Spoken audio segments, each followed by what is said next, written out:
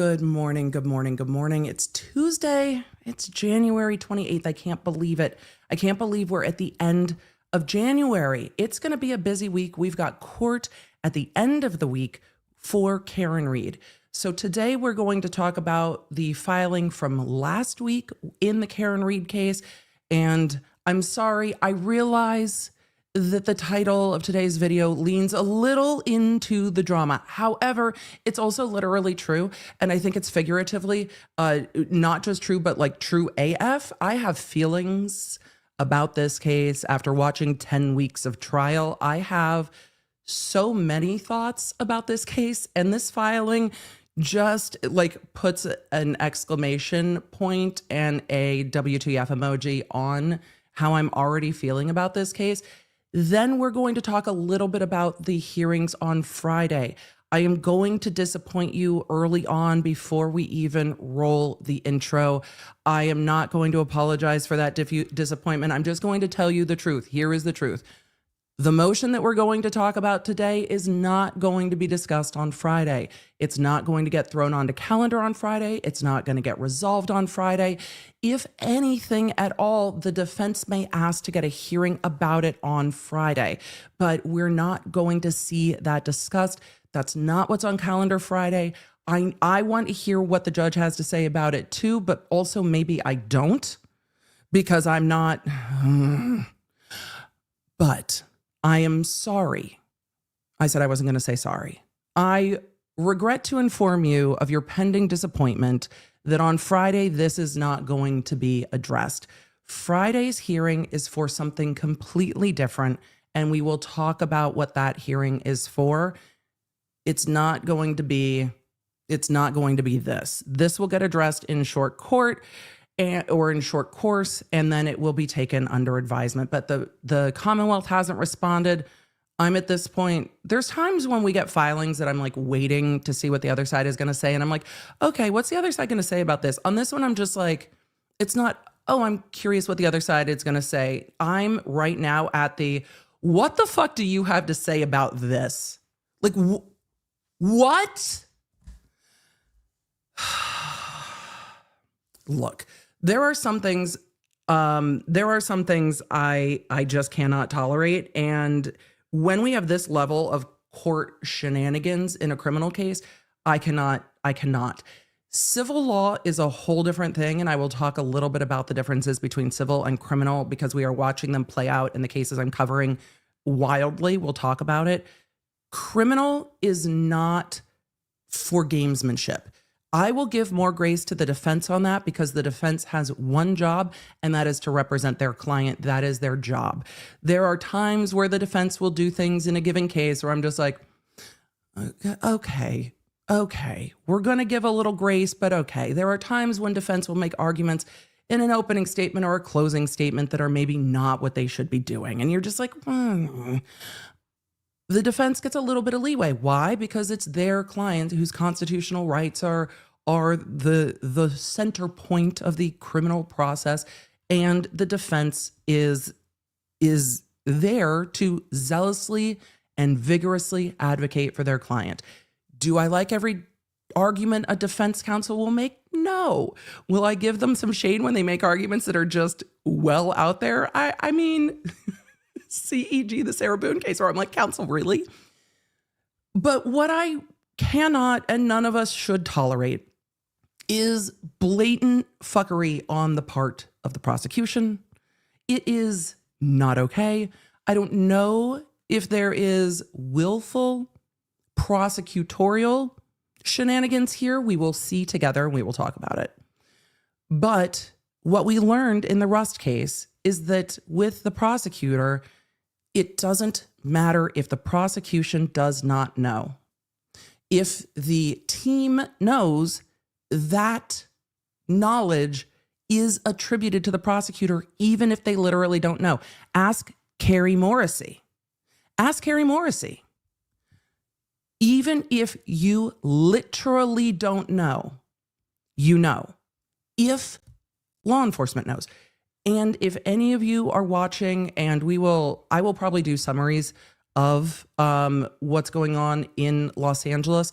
But if any of you are watching the ASAP Rocky trial, the very beginning of that trial, we saw on the very first day of trial, before opening statements, after the jury had been selected, we saw the prosecution turn over a document that hadn't been turned over before because law enforcement had mentioned it, and the prosecution team went, wait, what?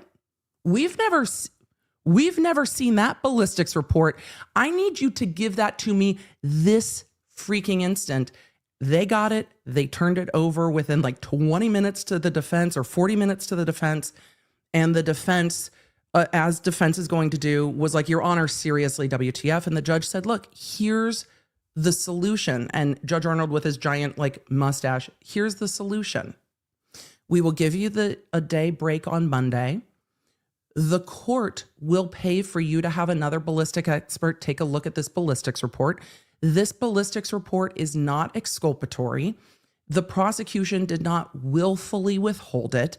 This was in error. You have it now. You have time to address it. We have not started opening statements. We will give you time to address it. We will not let the prosecution deal with it in opening until you've had time to have your expert look at it. And the court handled it. A one-page report, not anything wild. And they were like, okay, but it wasn't exculpatory. But that is a different situation than where we're at here. It's a different situation than the Rust case. We're going to talk about all of those situations from how we're feeling about this case, plus where are we with this case vis-a-vis like Rust? And I saw a lot of questions about that. Hopefully we'll be able to answer them. There are differences, of course, between New Mexico and Massachusetts. There are differences about when this is disclosed. Some of you are like, Emily, what is happening? Don't worry, we'll get into it. So I'm going to roll the intro. We are going to talk. For those of you that are new here, welcome to the Law Nerd crew. Look, I don't always have feelings about a case, but after trial, I have thoughts. And we went through 10 weeks of Karen Read trial. And here's where I'm at the end of 10 weeks of Karen Read trial.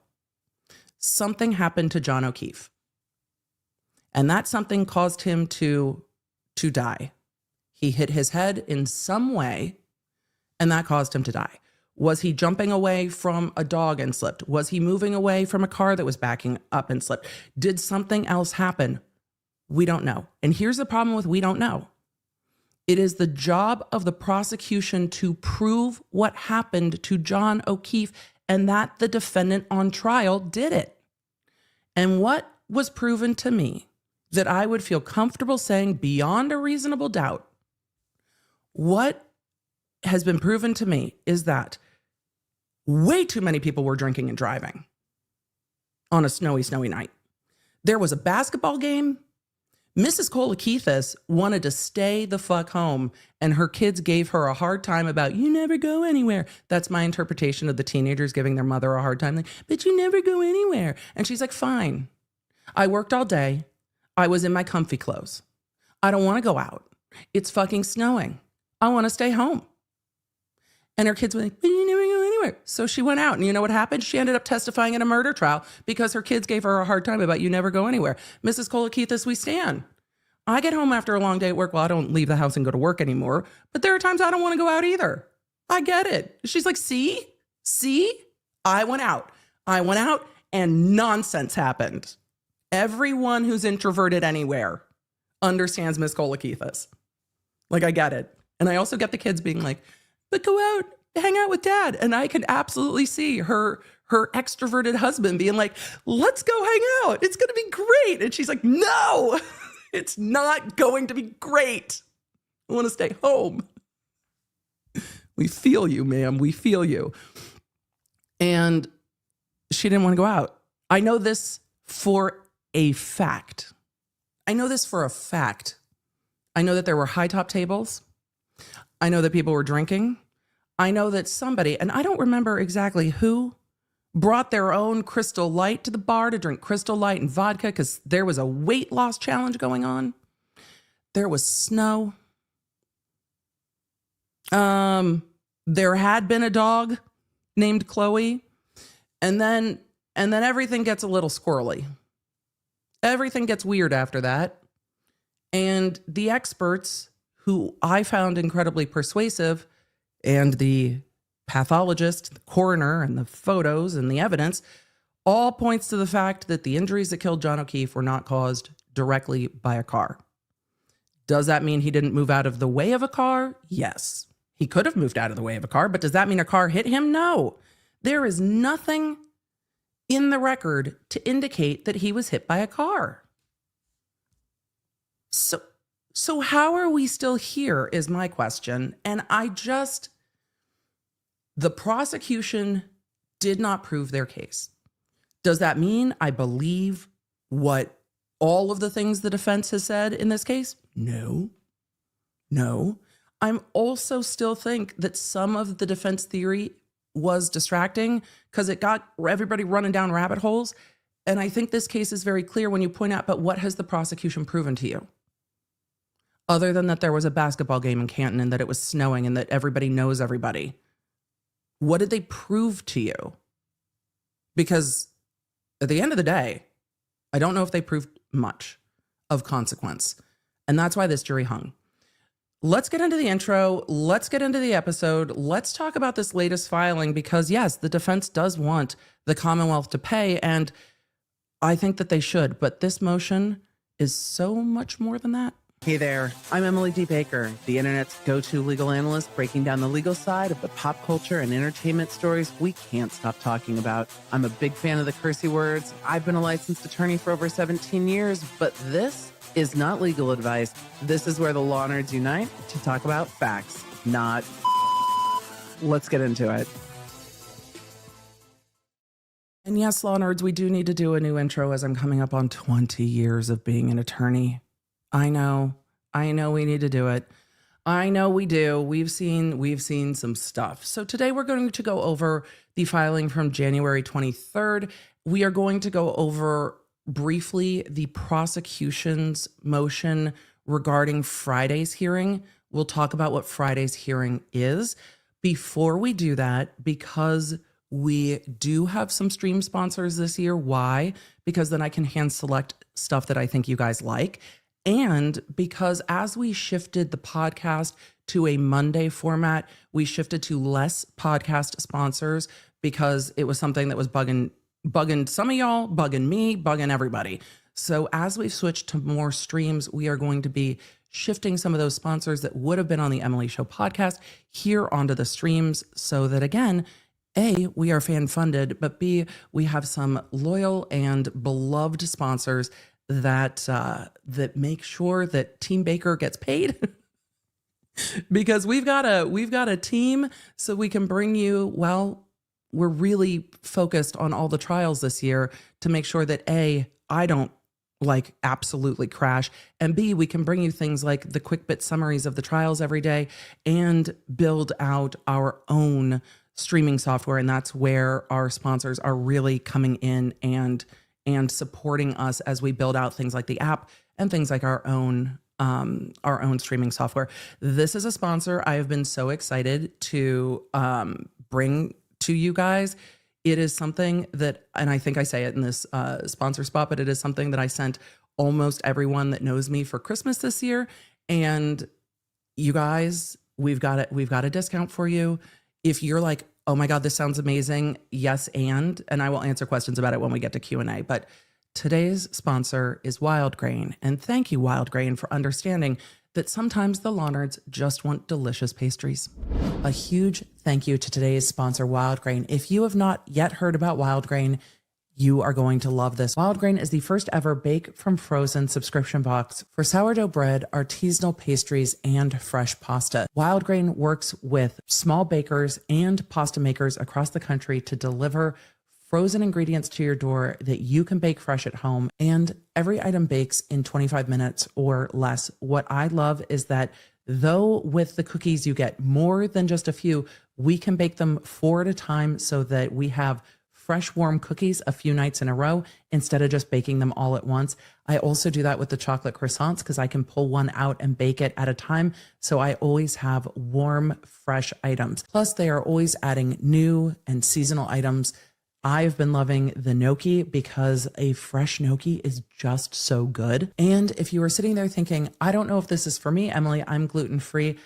Don't worry, the gluten-free box is absolutely amazing. If you are ready to treat yourself and your family to delicious, made from scratch items at home, well, Wildgrain has a deal for you. Make sure you check out the link in the description or go to wildgrain.com/Lawnerd.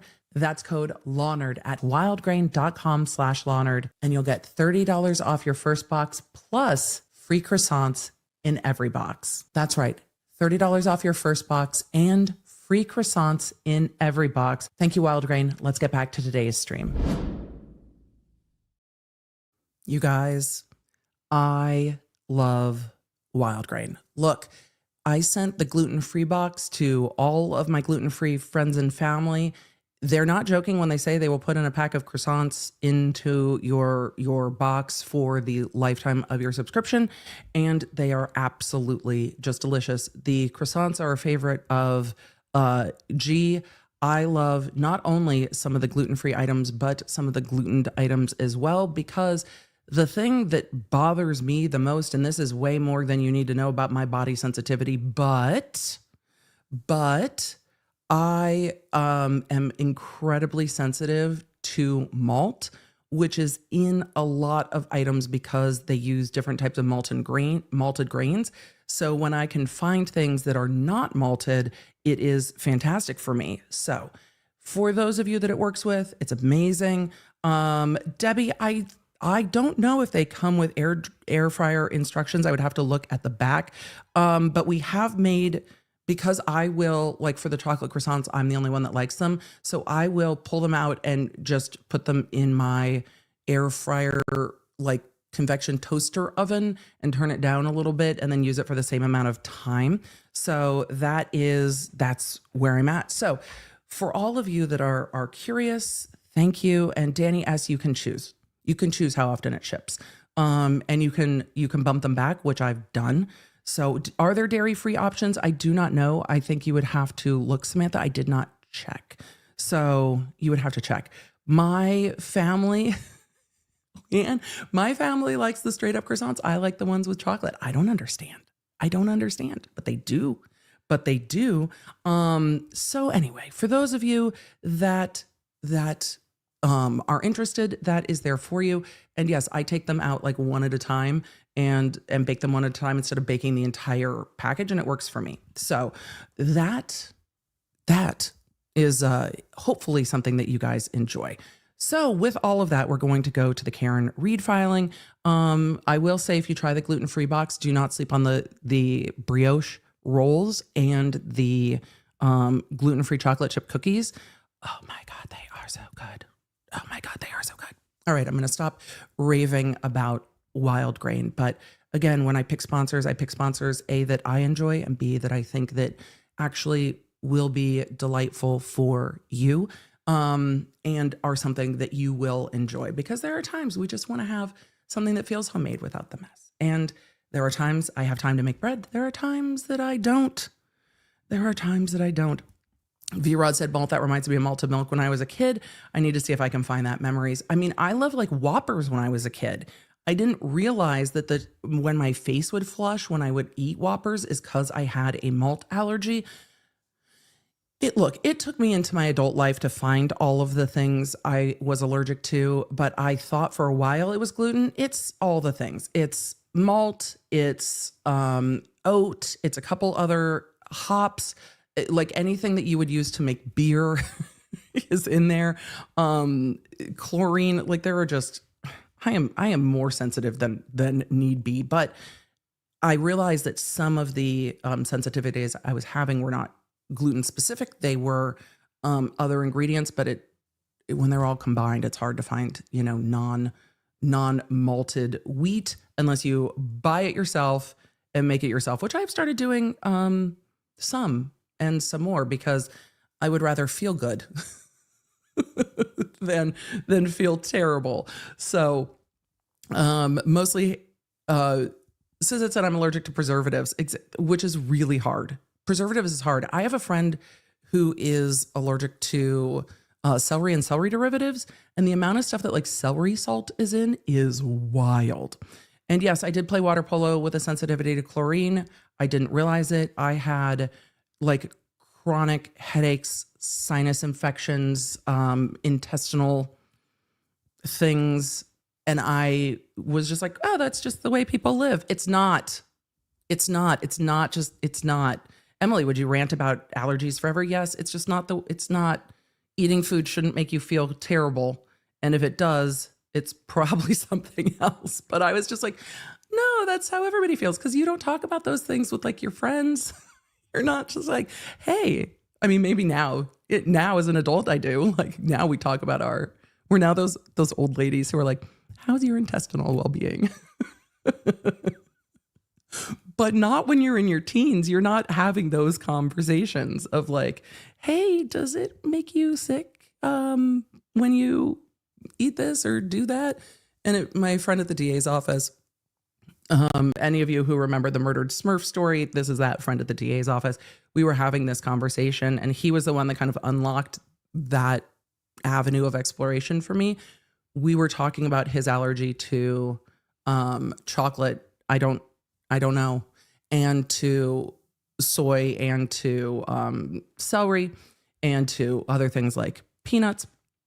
And as we were talking about it, he's like, I kept seeing people say, oh my God, I love chocolate. And he's like, I didn't understand what they loved because it always made like my mouth burn and like my throat feel like it was closing. And I thought people enjoyed that feeling. And he's like, I thought everybody was just kind of weird. He's like, I mean, you do you, but it's a terrible feeling. I don't understand why everybody likes that feeling. And he's like, it took me a while to understand that I was feeling that way because I was allergic to it. Not that everybody feels that way, which reminds me that we don't know how other people process food, process information. Same with those of you that see the world in pictures or movies, and those of us that don't have a mind's eye, you don't realize that until you have those conversations, like other people literally see images in their mind. That's not figurative. That's actually, they can literally see pictures, where I just have dialogue all the time. There are no pictures. So when my friends are like, ugh, I don't understand why they cast that person for that role. That's not how I see it. I'm like, I mean, what do you mean how you see it? Like, people get mad at casting decisions. Like, ugh, that's not what that character looks like. I'm like, I mean, they have the same like hair color. So I don't understand. I go to fan art to see what people think characters in books I like look like, because no, I've got like a general description of a hair color and I'm like, okay, they have that hair color, could be anything. So I see nothing. Full aphantasia. See nothing. And I was describing it to somebody in the comments the other day. They're like, wait, how? And I'm like, it's like an audiobook versus a movie. And a movie is what a lot of people have. I just have Audible. That's what's going on in my head.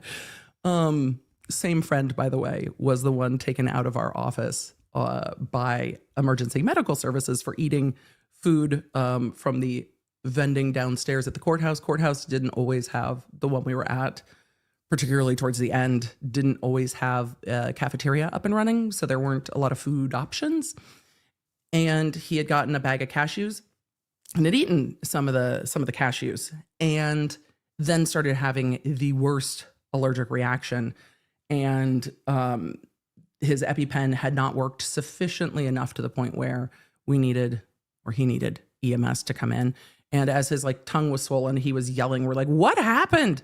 And he was yelling, who cooks a nut in the oil of another nut? And we looked at the package of the cashews, and the cashews were roasted in peanut oil. And it's just like, and I will never forget him just being like, who cooks a nut in the oil of another nut? But again, those conversations open the door to me being like, oh, these do sound like allergic reactions.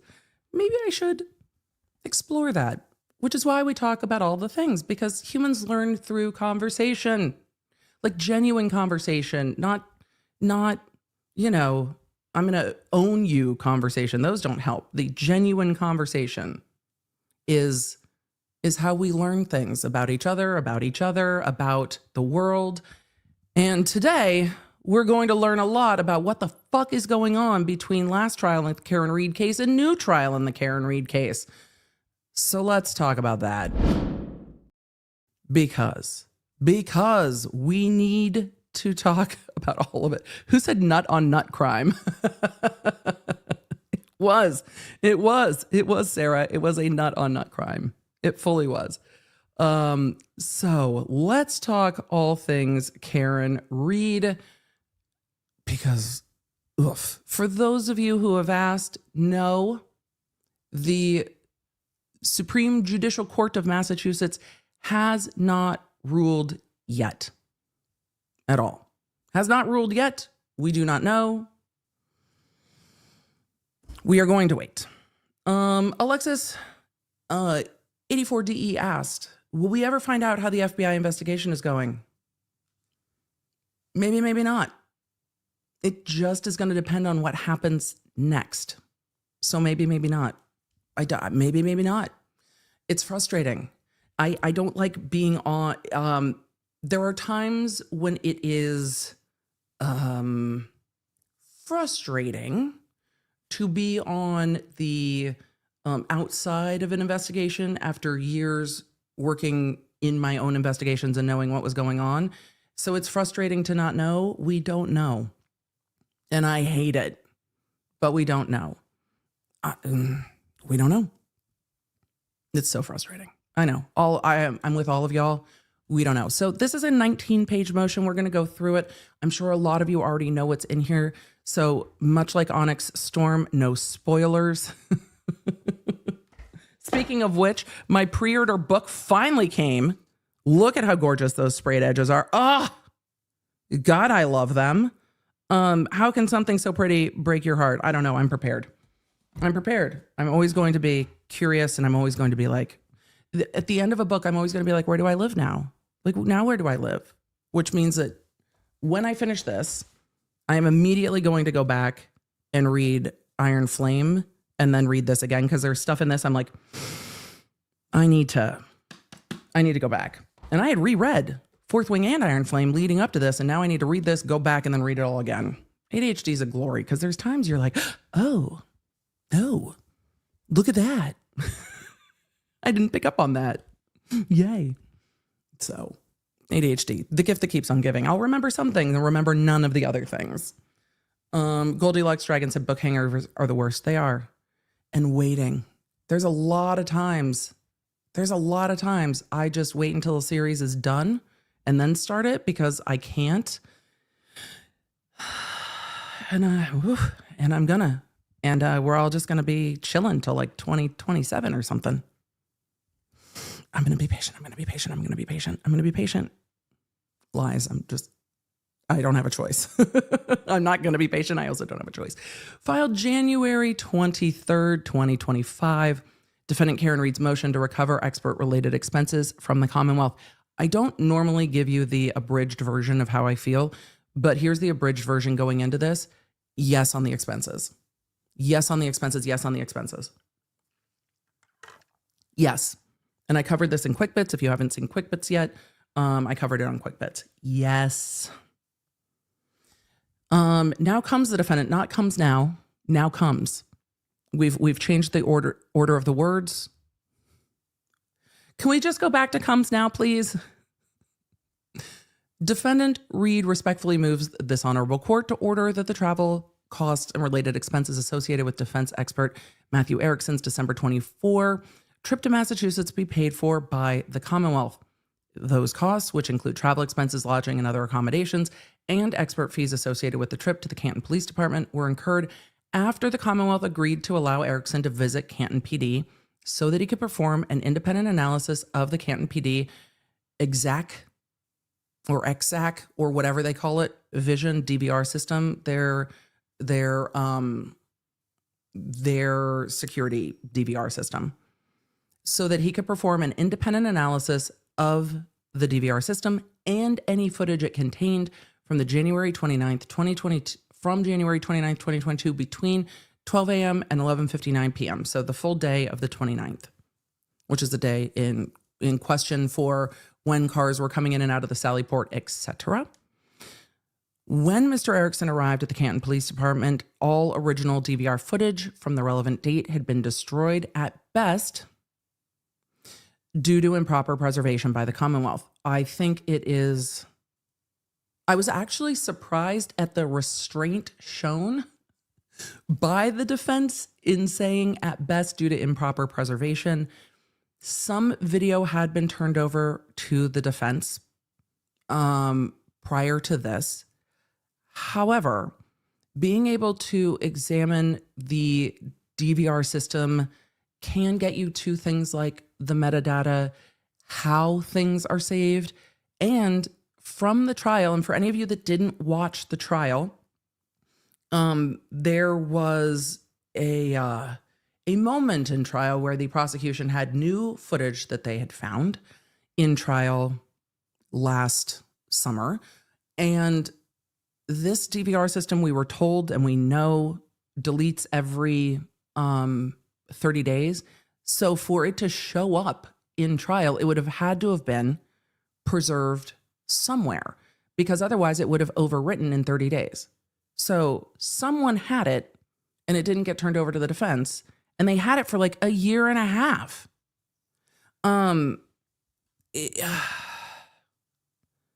So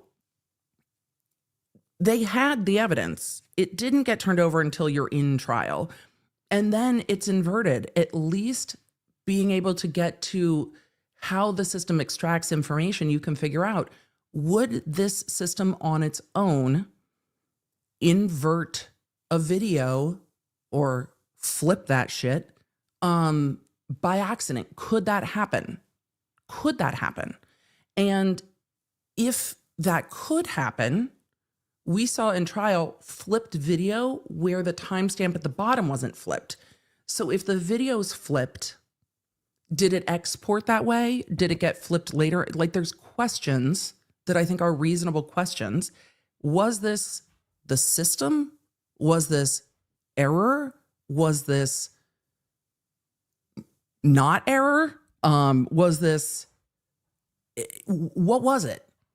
And without having access to the system, it's very hard. And yes, Laura, exactly. Yo, Triller, this shit is flipped. It's a deep callback. We'll talk about Brady when we get to all of you are asking about Brady. Don't worry. We'll get to Brady at the end of this motion. We're going to have a conversation about it. So if you can examine the system and how shit's extracted and how it's saved, you can find information. I've had cases where we had to go back to the original system because like an owner of a shop was like, oh yeah, our security camera caught somebody running past at this time, and that person running past matches the description. But we had to go back to the DVR to be like, this time's off. And then you go back to the DVR and you look at an actual, clock. We would call in, I forget the number, but we would call in to like whatever the mean standard time is, and have a detective go in and call into this time and look at the system and be like, this system is off by X amount of time because it's manually set, or somebody forgot to flip the system from, a standard time to daylight saving time or whatever. But you have to have access to the system to answer those questions, and you can't guess at them. Someone has to answer those questions, be it a digital expert, a detective, or whoever.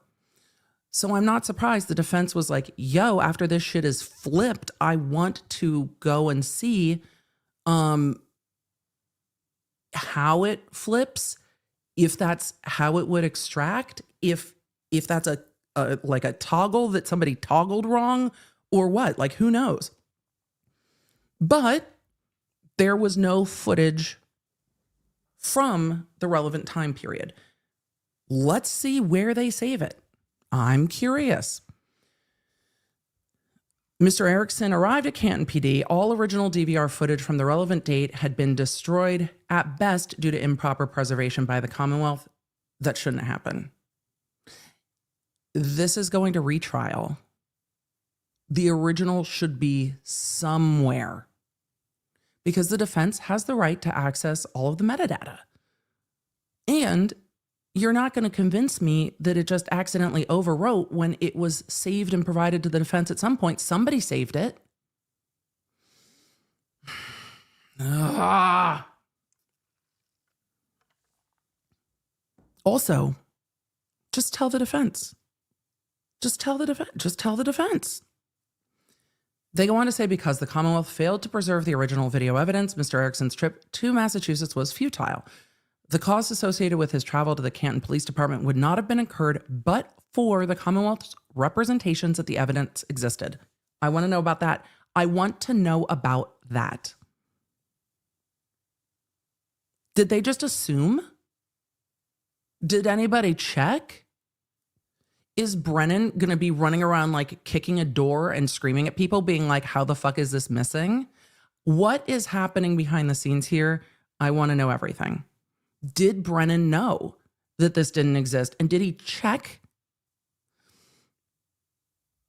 They go on to say Erickson would be able to obtain the Commonwealth's representation that Erickson would be able to obtain an original copy of the video surveillance footage at issue.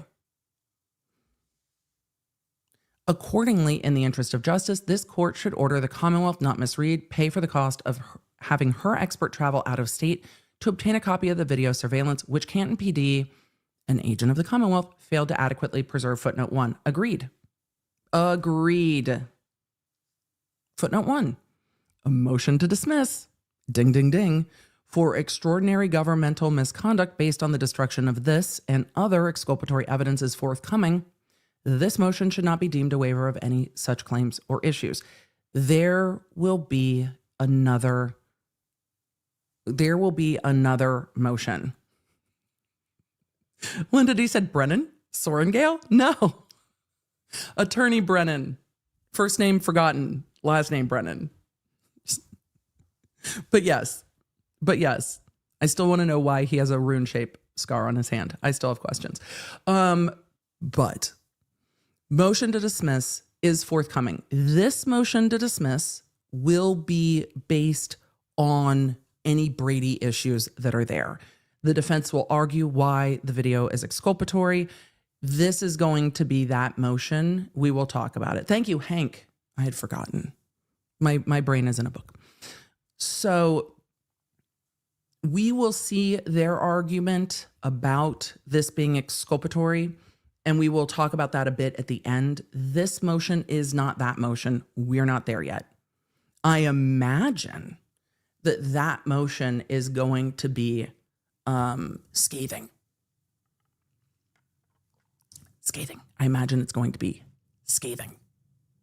So we will see that motion. And we will talk about it. I think there is a lot of an argument that footage of the vehicle coming into the Sally Port can be exculpatory. And with the footage destroyed, I think there's also an argument that, well, it depends on exactly what is destroyed, but I think there's an argument that the court can't ascertain that it's not exculpatory because it can't be reviewed.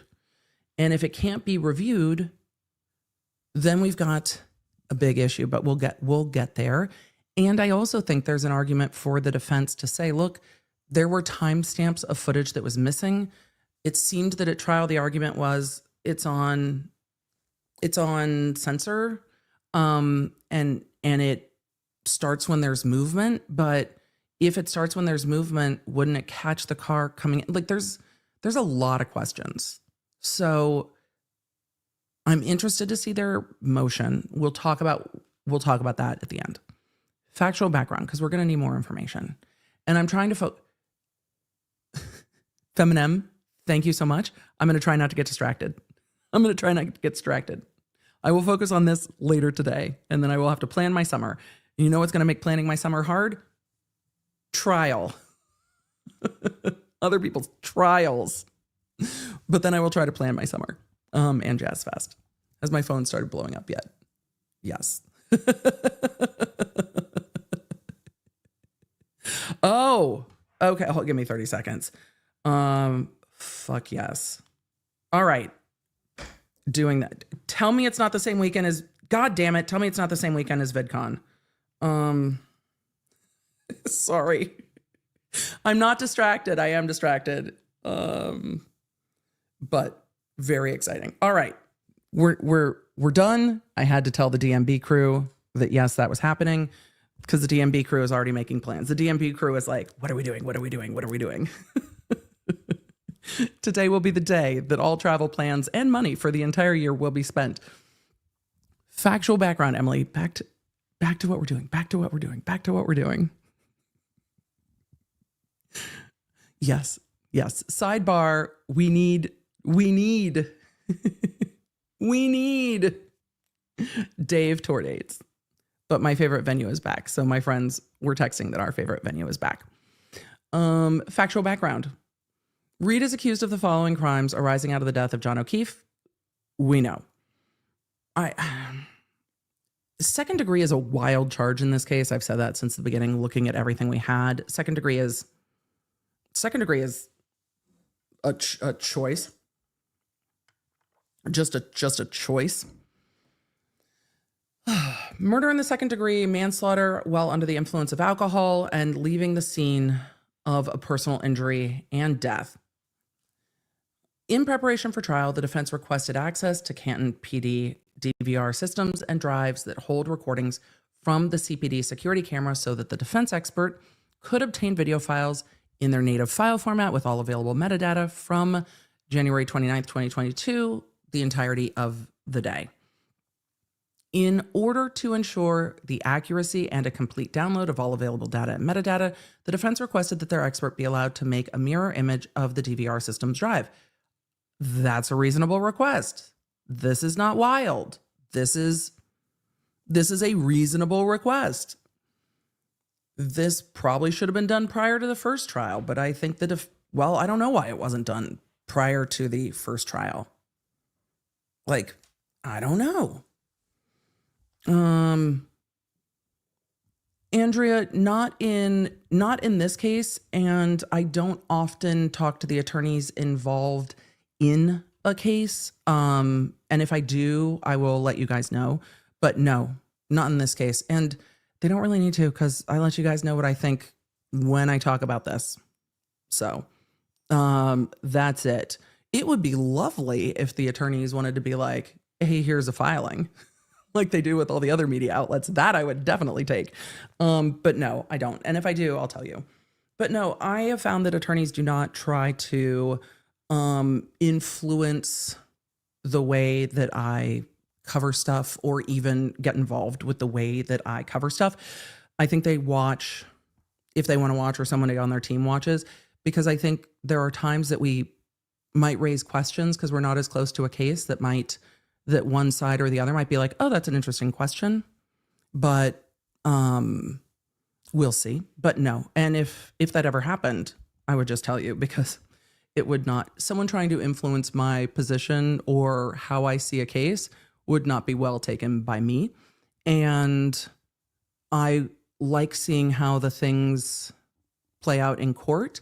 And if your filings are not persuasive, then either the facts aren't on your side or you're not presenting them in a way that is clear to me.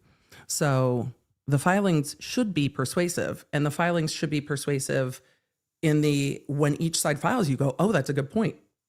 Like that's generally what you want to see. When each side makes a point, you go, oh, that's an interesting point. That's an interesting point. Oh, that's an interesting response to that point. Like you should see that back and forth. And if you don't see that back and forth, the time is interesting. Plant order, don't ready to be critiqued. Yeah, I've definitely had some not well taken emails. It's been a minute of somebody watching the live stream and sending off an email about why I was not interpreting things the way they saw them. But that's what we have chat for. I rather hear what really other lawyers that are looking at this from the outside have to say. When you are inside a case, it's sometimes hard to see it with fresh eyes again. So it was not Spyro. It was not Spyro. I've had no communications with Spyro. It was not Spyro. Spiro's busy, and I imagine Spiro's paralegals and the other attorneys work, because I think Spiro's a partner. I think the other attorneys working for Spiro are probably quite busy. Let's continue on. In preparation for trial, the defense requested access. I wonder if they asked for this before the first trial, or if they just asked for this in the second trial. I have questions. I'm curious. But it seemed the defense wasn't aware of the amount of video before the first trial, which is also a problem. The video footage is of critical importance to the defense. I think we can all agree, right? I don't know. Does anyone disagree with that? Let me know. If you disagree, I'm curious as to why. But I think the video footage of the state of Karen Reed's vehicle when it got to Canton PD is of critical importance for the defense. There's a lot of questions about how the taillight was cracked, or if it was shattered, or if pieces were missing, or if pieces were not missing. Like there are questions here, and questions that the defense raised, and questions that even when the tow truck driver testified, like no one said shattered. Everyone said it was cracked. The Commonwealth provided the defense with CPD footage on 3 occasions. This is interesting to me. Notably, when Erickson arrived at CBD? No, Emily, not your back. When Erickson arrived at CPD to extract video from the DVR system, the security camera system was set to overwrite older video surveillance footage with new video surveillance footage after approximately 30 days. That's not uncommon. Notably, however, each of the 3 instances in which the Commonwealth produced the footage to the defense was far outside the 30-day window. This footnote continues, after which the Canton PD DVR system was set to overwrite older video recordings. See Infra 5 through 7. Thus, an agent for the Commonwealth must have saved all of the aforementioned footage in a playable format at some point before the end of the 30-day period, which ended in February 2022. The Commonwealth therefore had care, custody, and control of all the footage produced to date during the discovery phase of the initial trial and chose not to turn it over to the defense in a timely manner. That is a big question mark for me. Not that it was stored. It had to have been stored. It had to have been stored. I have no question about that. That is logically the only thing that could have happened. Otherwise, nobody would have had it. And we've seen Proctor's text messages. Proctor was convinced that Karen Reed was the guilty defendant of a handful of hours into all of this. So you're not going to convince me that they didn't perceive that the SUV was potentially involved in this crime within 30 days. Like it would defy logic. So we will see what the Commonwealth responds, but this is just logical to me that it would have, to turn it over in 2023, it would have had to have been saved. Where it was saved is a huge question to me. How it was saved, saving it with the metadata. Again, the import of what was going on at Canton PD and the vehicle was not something that they can say, oh, we didn't know until the defense started saying there was a cover-up. Because if the Commonwealth argued that, then it would have been past the 30 days and it would all have been gone, because the defense didn't start raising those arguments until what, a year later? So, yeah, no. I agree with the defense on this. I don't think there's another logical interpretation than it was saved. All right, back to, since that was a 2-page footnote. On April 4th, also, it didn't tell us what 3 occasions there were, and I wish there were, like, they turned it over this day, this day, this day. I would have liked that. Maybe it's in here as we keep going. On April 4th, 2024, shortly before the first trial in this matter, maybe that's giving us the date, the Commonwealth produced footage. Yes, it is. Keep reading, Emily. Keep reading. Keep reading. Magneta in the chat said, ow, damn it, I strained my credulity. Keep reading. Keep reading. Okay, April 4th, 2024, shortly before the first trial in this matter, the Commonwealth produced footage from CPD main driveway and CPD Sally Port front wall for the very first time. Not for the first time in forever, for the very first time. This is also a problem. Because if you're not turning this over until 2024, they've had it since generously February 2022. Otherwise, it would have overwritten. That's my hand signal for overwritten. It would have overwritten. So how do you not turn it over for 2 years? Because they had it.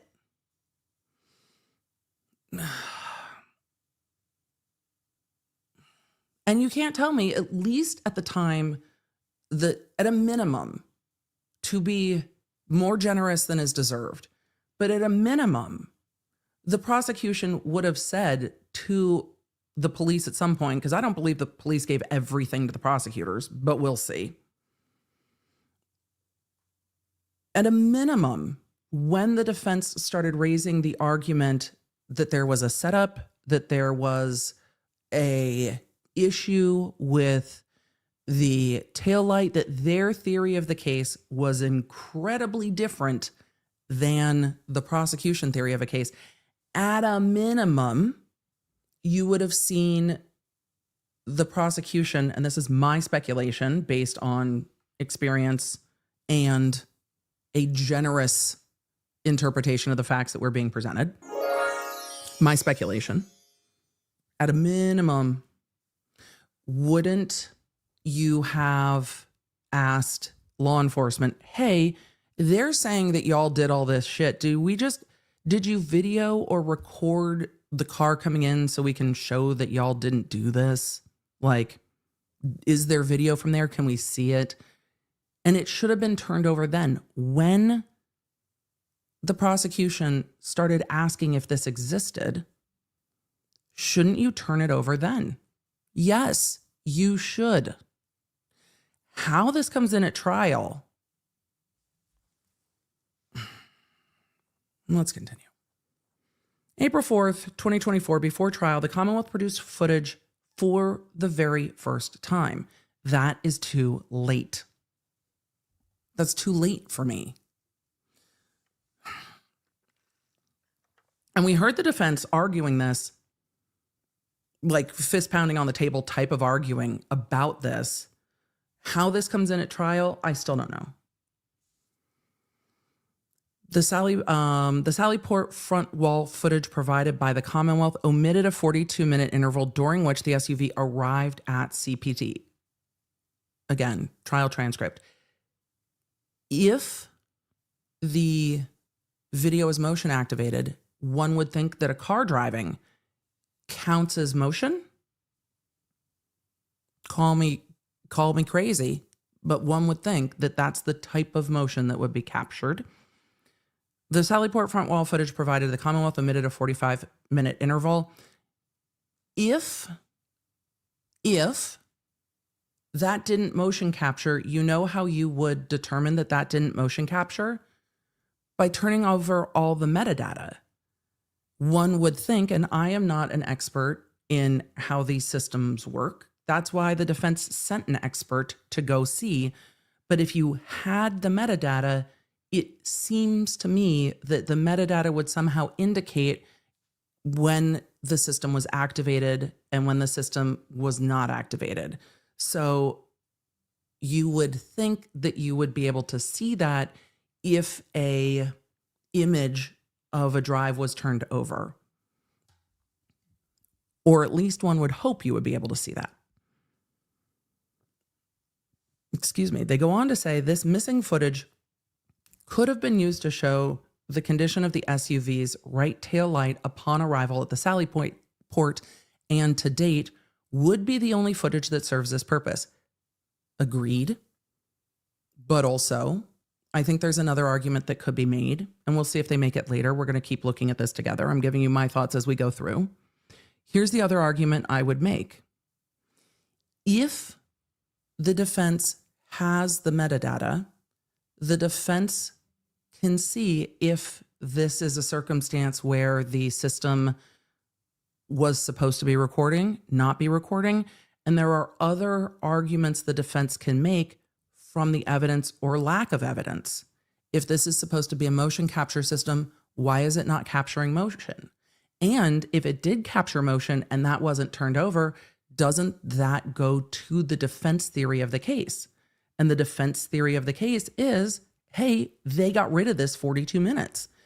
If they didn't get rid of the 42 minutes and the system didn't capture it for whatever reason, shouldn't the metadata just show it? And how can the defense make those arguments if they don't have the metadata? And I think they should be allowed to make those arguments.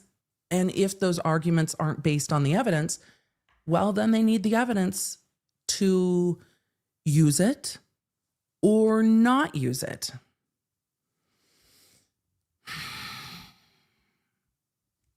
But it's their right to make those arguments from the evidence provided or make the arguments that it wasn't provided.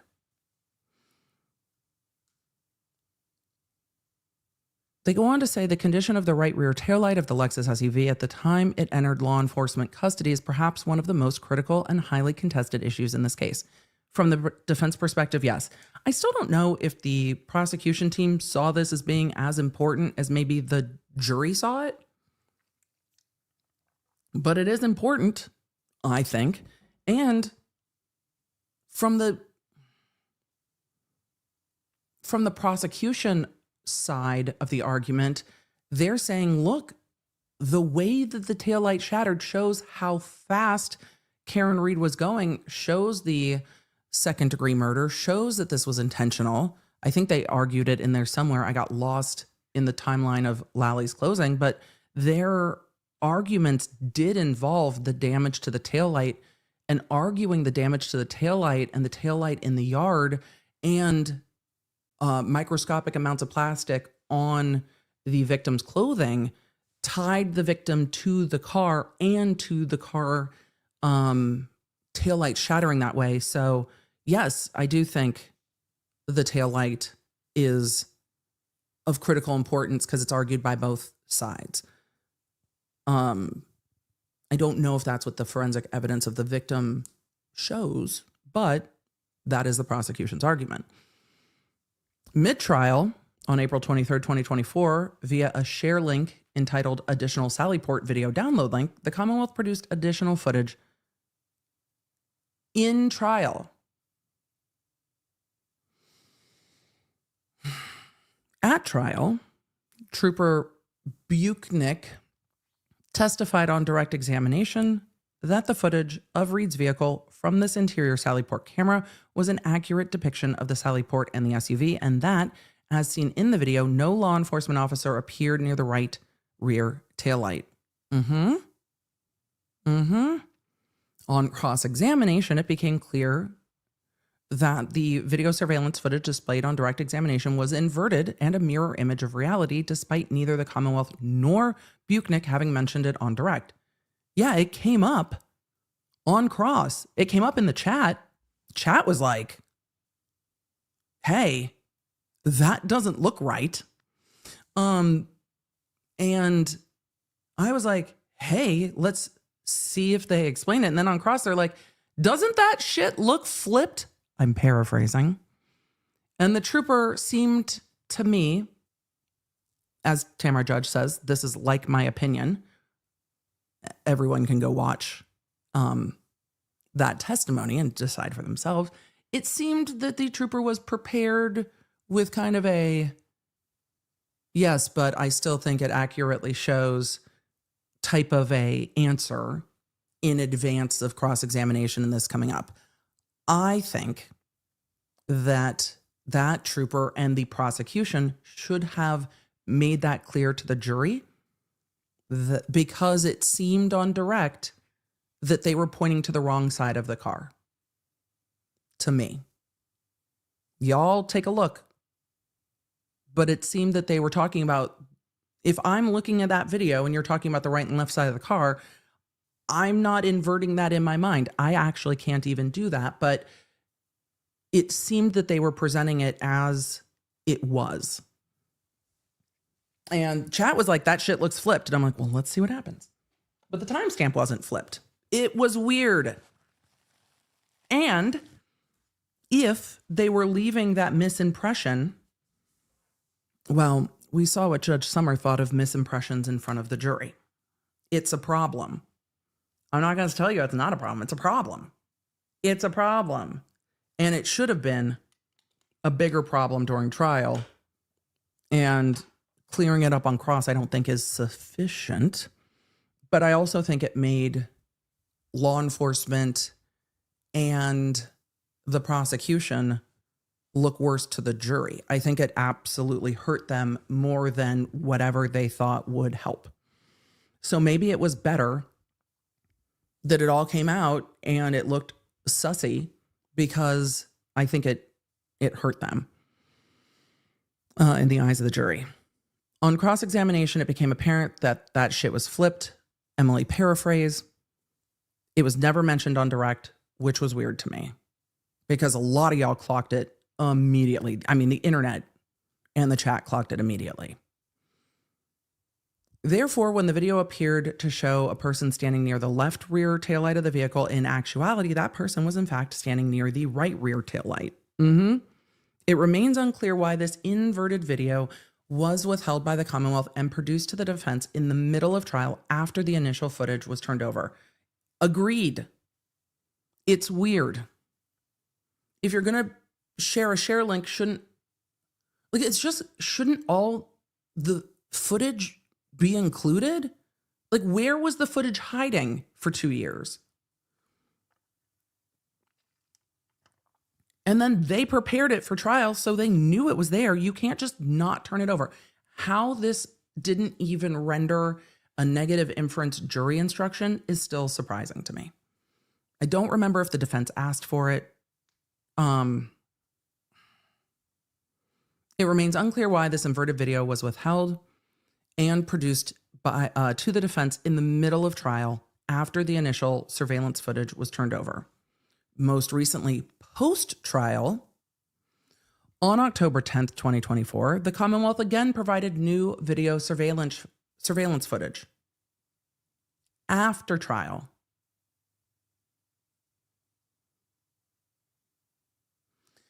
This time from Canton PD church side exterior, first floor corridor, near lot main side, and rear lot cruiser side angles. So 4 different angles: church side exterior, first floor corridor, the rear lot on the main side, and the rear lot on the cruiser side. So 4 different angles of footage after trial. This footage shows Brian Higgins arriving in the parking lot of Canton PD at 1:26 a.m., enter the Canton Police Department, speak to some unidentified individuals on the phone as he is leaving Canton PD between 1:34:52 and 1:34:56 a.m. Significantly, this material and relevant evidence which establishes Brian Higgins was on the phone with some unidentified individual at 1:34 a.m. as he left Canton PD shortly after O'Keefe's death was withheld from the defense at the first trial. This, how does this not get turned over?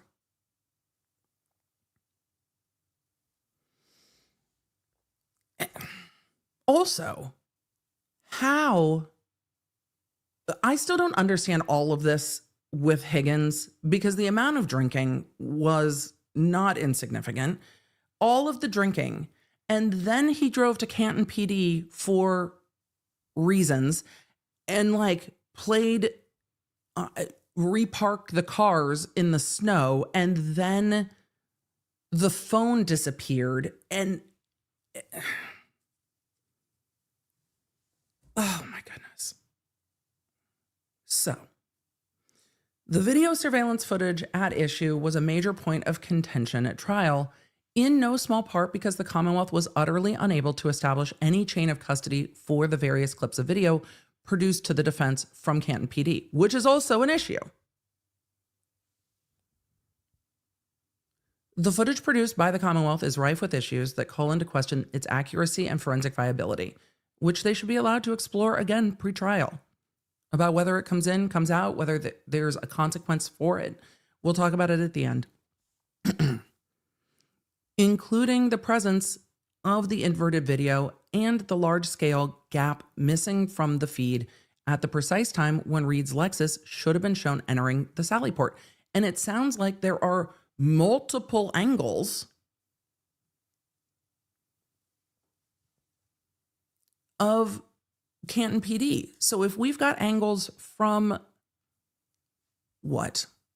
The parking lot and the church side exterior, the rear lot on the main side and the rear lot cruiser side angles, shouldn't there also be exterior footage of that too? It would seem that the vehicle has to come off the street into Canton PD somewhere. So if there are also footage outside, it seems that you would have footage from outside and then the Sally port. That's three exterior cameras that are possible. I don't know which way it came into Canton PD. But there are at least three exterior angles mentioned here. There's an exterior in front of the Sally port that we heard about in trial, and then there's the interior of the Sally port. So it shouldn't just be the interior Sally port video. There should be more. And yes, it seemed that nobody knew how the footage got off of the DVR into court. Everybody was like, I don't know. It just happened. It's evidence. It doesn't just happen.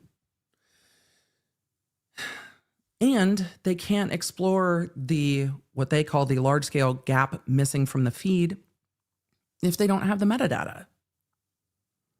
The fact that the Canton Police Department produced video surveillance with an inverted video and a gap in the footage at the critical moment, they say, i.e., at the precise time Reed's SUV arrived at the garage, is not trivial.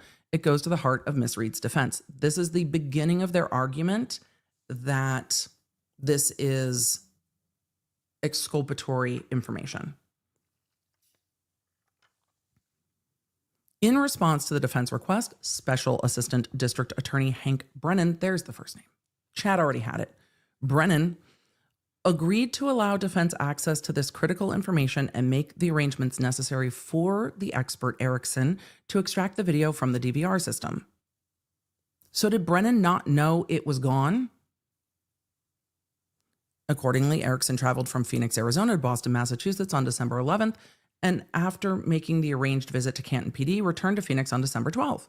The work Erickson did in connection with this trip, as well as all the flights, hotel, stay, Uber rides, and other accommodations associated with his travel, cost Miss Reed a total of $12,229.57. This doesn't surprise me. This does not seem like an exorbitant amount for an expert to travel to do an extraction like this. As planned, Erickson visited Canton PD the morning of December 12th to extract the video from the DVR system. Before he had to go get on a plane, it's I am here. We need to do this. I need to go get on a plane. Can we do that? He arrived at 9 a.m. and was to meet Colleen Crawford, a multimedia director and certified forensic video technician from the Norfolk District Attorney's Office, as well as three others. Crawford expressed surprise that Erickson was there. Aren't you the person they would have talked to set up the meeting? Wouldn't they have told you he was coming? You were there.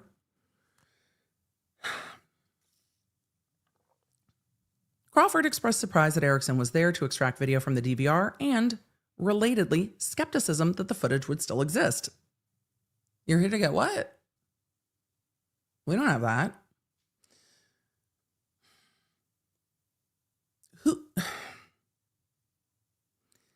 Erickson subsequently asked whether anyone had accessed the system to determine whether the relevant video footage was even present. They answered no. So why did the prosecutor think it was there? I'm very curious. I'm very curious to see how the Commonwealth responds to this. Did anyone ask you if the video footage was here? Nope. You kidding me? Notably, before Erickson made this trip to Massachusetts, counsel for the defense team spoke directly with Miss Crawford. Oh, who was made aware of the footage the parties had agreed would be extracted by the defense. How'd that conversation go? Did Crawford not tell you? Did Crawford not tell you? Goodness. We talked to Crawford and said, this is what we're looking for. Did Crawford ever say, good luck with that? Apparently not. But this motion is going to hinge on that conversation, right? If Crawford told the defense, and I'm not saying this happened, hear me, I'm not saying that this happened. If Crawford said, I don't think that exists, it's a different situation. Though it would not make a lot of sense for the defense to just continue to send someone when they're told it's there. If they're told it's not there, like that wouldn't make a lot of sense. It seems that the motion would be to then say to the court, we have a problem, Your Honor. This doesn't exist anymore. We want to send our expert to examine it. Our expert can't examine what doesn't exist. I think we would have seen a different conversation here. I want to know what Erickson told the defense team. Because Brennan said, yeah, go get the footage. They said they spoke directly to Crawford, who was told what footage they were looking for. And it seems based on these filings, and we only have these, it seems based on these filings that no one said to the defense, that's not here. After photographing the relevant equipment, Erickson began recording and then accessed the system. Initially, it appeared to him that there were only 30 days of video history and consequently that the relevant footage had not been preserved. The relevant footage might be preserved on a different system, but if that's the case, they should have told him that. That impression was confirmed when he navigated to the appropriate section of the DVR system, where a search by day and time could be performed, and ran a search for the 29th of January, 2022, which is today's January 28th. So we're almost exactly 3 years on from the death of John O'Keefe and from all of this. They ran a search for January 29th for the entire day. That search returned 0 results. Based on this size of the drives, the percent usage, and the remaining usable space on the drive, Erickson concluded that there was mathematically no possible way for the videos from January 29th to be present in December of 2024 when he performed the search unless they were manually saved and or properly preserved via standard forensic protocols. It should be somewhere. It should be saved somewhere. Puma V asking the important questions in the chat. Is there a prosecution response yet? No, there isn't. And it's not, this was from the 23rd. They would still have some time to respond. So no, there is no prosecution response yet. When there is, we're going to cover it because I want to know what they have to say. They go on to say Erickson, the forensic expert, began the process of generating any activity logs for the date of interest. This request ran for an abnormal amount of time without showing results. I don't know what abnormal means, but the expert gets to determine that. There is a, excuse me, my nose is itchy today.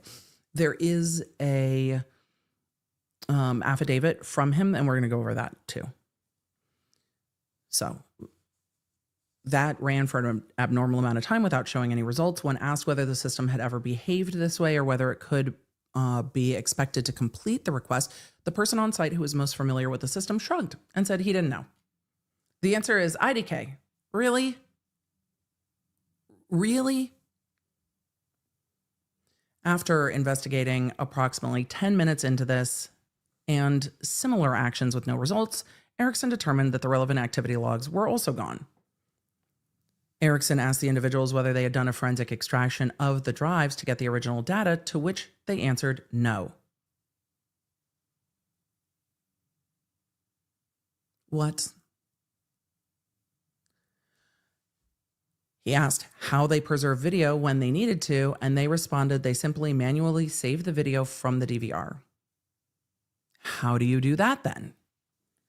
Oh, we just save it. Okay, well, where's the metadata then?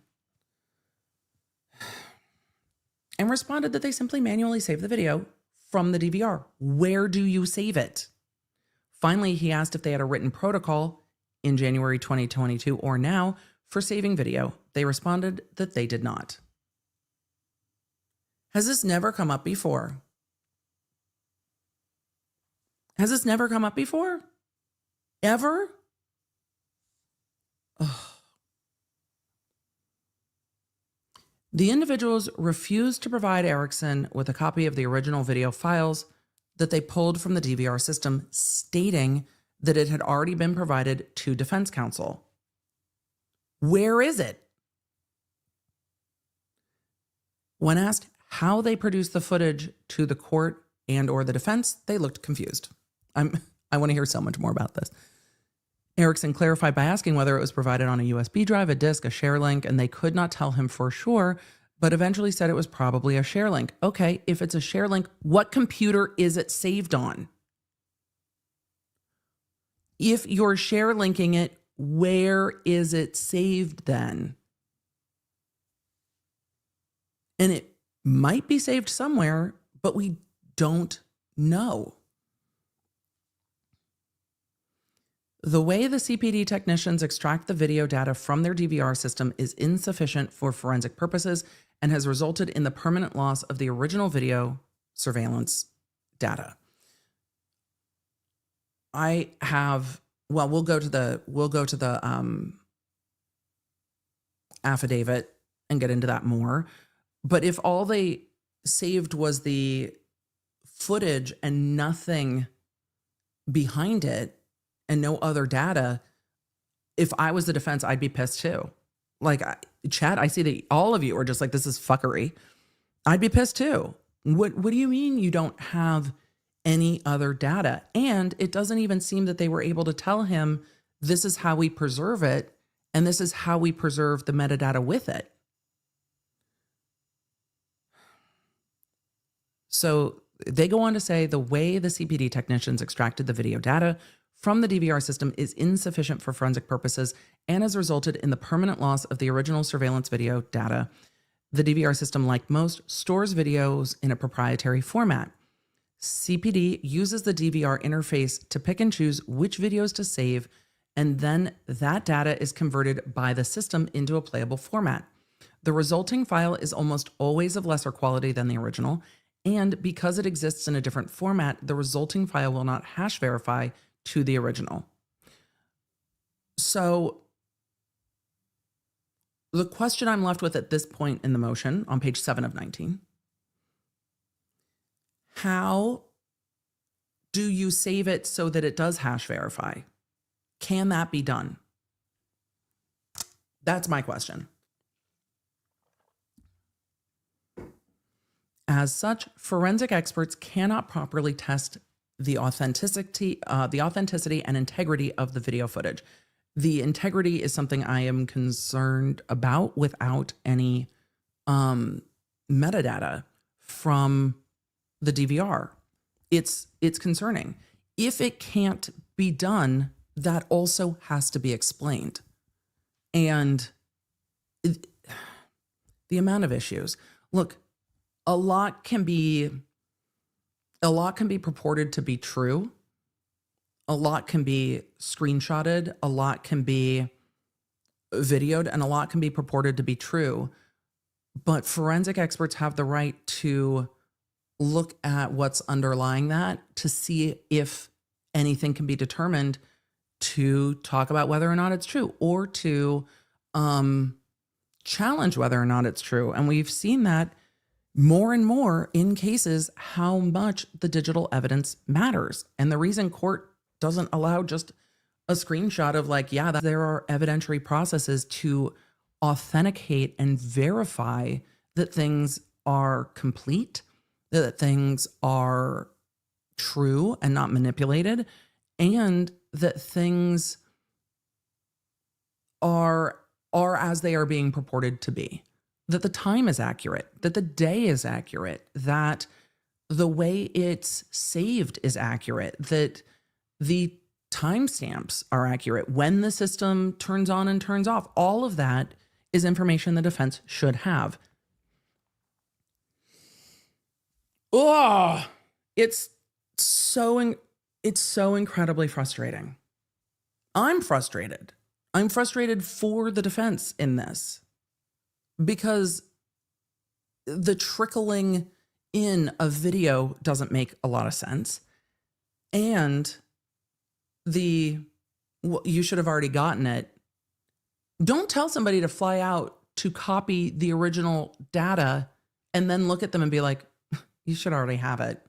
What the fuck?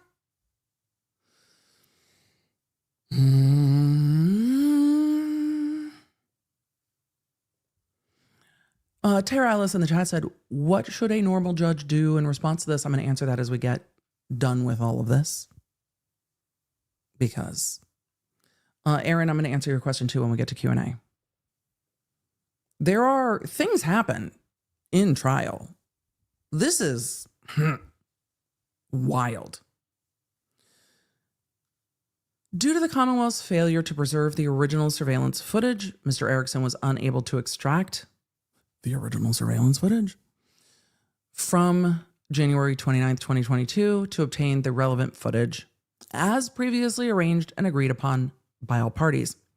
Thus, the Commonwealth's failure to adequately preserve evidence has resulted in the destruction of 1, a forensically sound image or hash verified copies of the video surveillance footage from CPD on January 29th. 2, logs establishing the individuals who accessed, manipulated, copied, and or deleted the footage on January 29th. Like, hey, where are the logs? Who had access to this footage? Things the defense would want to know. Mr. Erickson left only with the audio and video recording of his work and photographs that he captured from the DVR menus, which demonstrate that the Canton PD and Norfolk DA's office failed to preserve all video surveillance footage, all video surveillance footage, I don't know why that was hard to say, and associated logs, both of which are material and relevant to the case. They are adding those statements because they are strong. Well, they've already said they're going to make a motion to dismiss based on that, but I don't think there's an argument that this is relevant to the case. The Commonwealth had an obligation to preserve the original DVD surveillance footage from January 29th. In Massachusetts, quote, the Commonwealth has a duty to preserve exculpatory evidence for the defendant to inspect, examine, and perform tests on. And then they cite the case law and what the case law quotes and why the case law is the case law. Going on to say state courts, quote, have repeatedly stressed the need for prosecutors to do their utmost to preserve and present exculpatory evidence which is available to the prosecution. And again, there are cases where the relevant information might not be known at the time. There are times where you could have a case where you don't know that surveillance footage from the exterior of a gas station somewhere might be relevant until that system's already overwritten. That's a very different situation than here. In this situation, I do not see an argument that the relevance of this was not perceived until it was deleted. And the fact that some of it exists means that it was preserved within that 30-day window necessarily. So cases do happen where stuff just doesn't get preserved or it gets overwritten because its value is not known before automatic systems take place. This is not that case. This is not that case. This is not that case. They knew. They knew on the 29th. And certainly they knew because they saved the video. Like on this, the thing speaks for itself. They saved the video. They had it.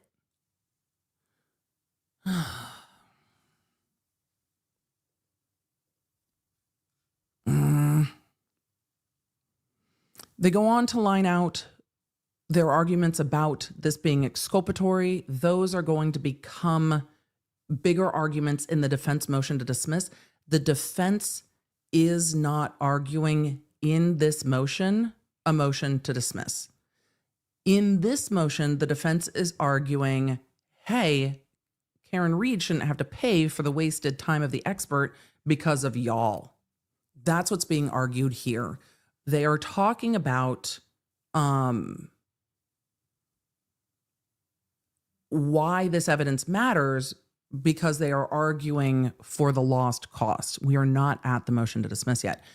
Evidence is considered exculpatory if it merely tends to diminish a defendant's culpability. Any evidence, and I think the defense is going to have a good argument here, that if you can't determine that the video diminishes the defendant's culpability because it's not there, then you have to go with, but it could. It could. But we don't know because we can't inspect it because it doesn't exist. If something is gone because of incompetence or maliciousness or error, you still have to assume then that it's exculpatory because a whoopsie doesn't get around those obligations. It might change the remedy for the obligations, but oops, it doesn't exist anymore is not a valid argument. They go on to say any evidence which tends to impeach the credibility of a key prosecution witness, such as evidence showing the footage of the defendant's vehicle, the alleged murder weapon has been tampered with or altered, is clearly exculpatory. And then they're arguing the case law on that, and that's the argument the defense is going to make. For the loss of the original DVR surveillance footage, Ms. Reed is entitled at minimum to recover expert-related expenses. When potentially exculpatory evidence is lost or destroyed, a balancing test is employed to determine the appropriateness and extent of remedial action. The courts must weigh the culpability of the commonwealth, the materiality of the evidence, and the potential prejudice to the defendant. Those are the factors that we are going to see get weighed in the defense motion to dismiss. That is what they're going to look at. So, the culpability of the commonwealth, we don't know yet. We can only speculate on that. They had it at some point. We don't know if they still have any of that saved because they refused to turn over anything else. So there is still a question in my mind as to whether or not this is still saved on a drive somewhere when everybody's like, well, we already gave it to you. Also, when the expert comes out, well, we already gave it to you is not really the response that you're expecting.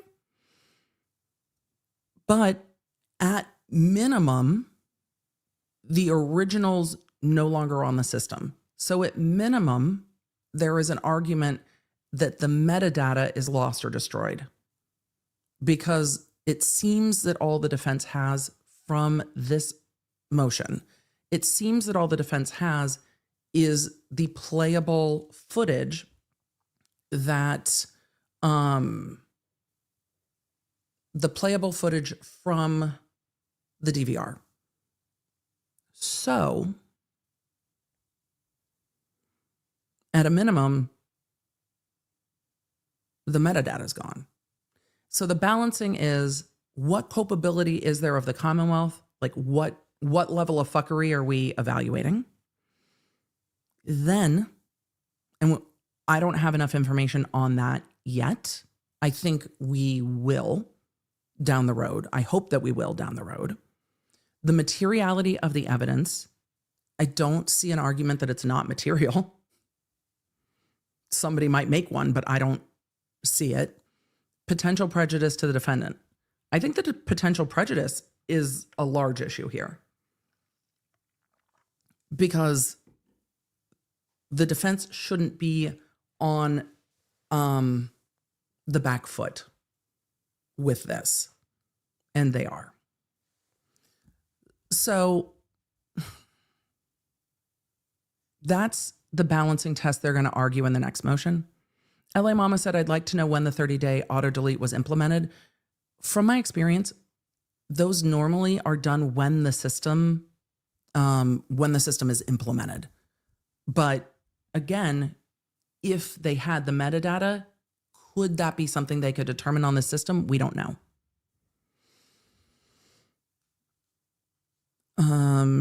They go on to say here, the balancing test indicates that the Commonwealth is culpable for the loss of the original footage. The footage was material evidence and the loss prejudiced misread. We're going to see an expansion of this argument when we get to their motion to dismiss. The Commonwealth is culpable for the loss of the original DVR footage. I see a lot of you are saying that there's a new filing. We'll finish this and then go see what we can find. So do not worry. The Commonwealth also, people, don't drop things while I'm streaming. I'm teasing. It didn't used to happen. For a while, it happened all the time. Then there was a lull, and now it's just like all. The Commonwealth is culpable for the loss of the original DVR footage. Oh, they're going to balance it in here too. Great.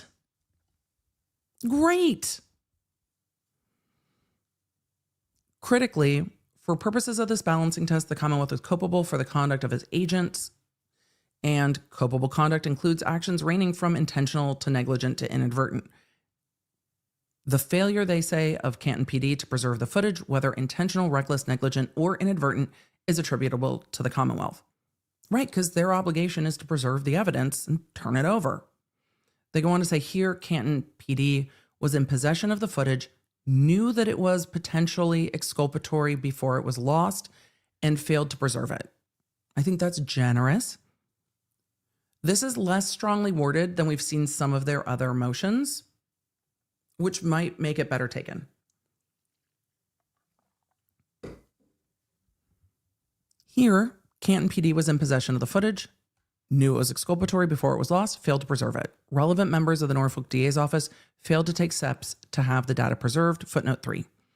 The relevant footage was from January 29th. Ms. Reed was arrested just 3 days later, February 1st, and arraigned February 2nd by Adam Lally. The Commonwealth was thus on notice about the potential use of the footage with ample time to preserve it, even if the footage would normally be set to delete after 30 days. And it seems that they did because at least some of it was turned over.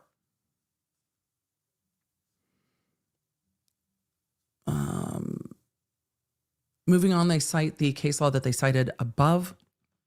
The original DVR footage was material. Evidence is material if, in considering the entire record, it creates a reasonable doubt as to the defendant's guilt that would not otherwise exist.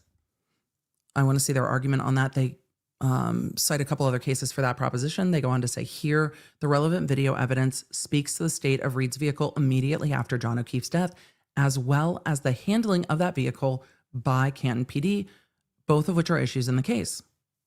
Yep. They didn't, let's see what else they say about that.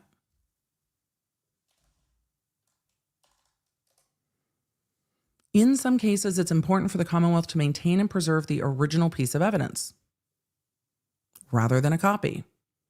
I mean, I would argue unless it's a forensic copy, but here that doesn't seem like it was done. I think there are times when a forensic copy can be good enough. Finding loss of original letter prejudice defendant because defense expert could not determine authorship based on photography, where authorship was relevant to a fraud claim. I mean, yeah, in fraud cases, you definitely want the original documents or all of the data with them. So preserving the original, again, in a murder case, yeah, preserve everything you can. Seems like the thing you would want to do. It doesn't seem like this is outside the realm of what the officers investigating the case are supposed to do. But then again, we learned a lot in trial, didn't we? But it seems to me that state police handle all of the murder investigations. And so this is not like we didn't know that digital evidence should be preserved with all of its data. That's not gonna work. They go on to say the original DVR data and footage was necessary for proper analysis of the authenticity and integrity of the video, both of which are actually at issue in the case.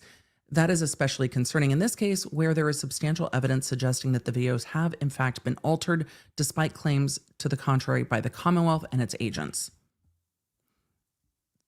Lisa Marie in Tennessee said, "Where's the chain of custody? We haven't seen it. We didn't see it at trial either. It was extracted off the system. Who extracted it? Which is not like a theory of a case."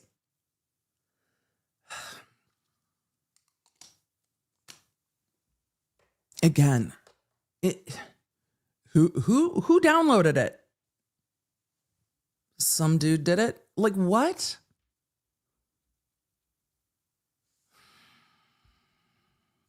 Footnote 4. Specifically, the surveillance footage provided by CPD included an inverted video and footage with significant gaps, including gaps at the precise times Miss Reed's Lexus entered the CPD Sallyport garage, which needs to be, one would think, explained by the metadata. They go on to argue that the loss of the original DVR footage prejudices Miss Reed. As detailed above, there's significant evidence that the DVR footage provided to the defense was shown at trial was altered. I mean, I think they can make that argument because no one can tell them how that shit got flipped. No one can tell them if that's how the system worked, if it's not worked.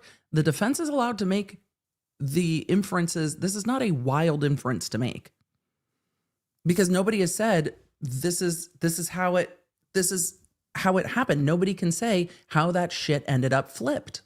So the defense can make their argument that, well, somebody flipped it, because not everything was flipped.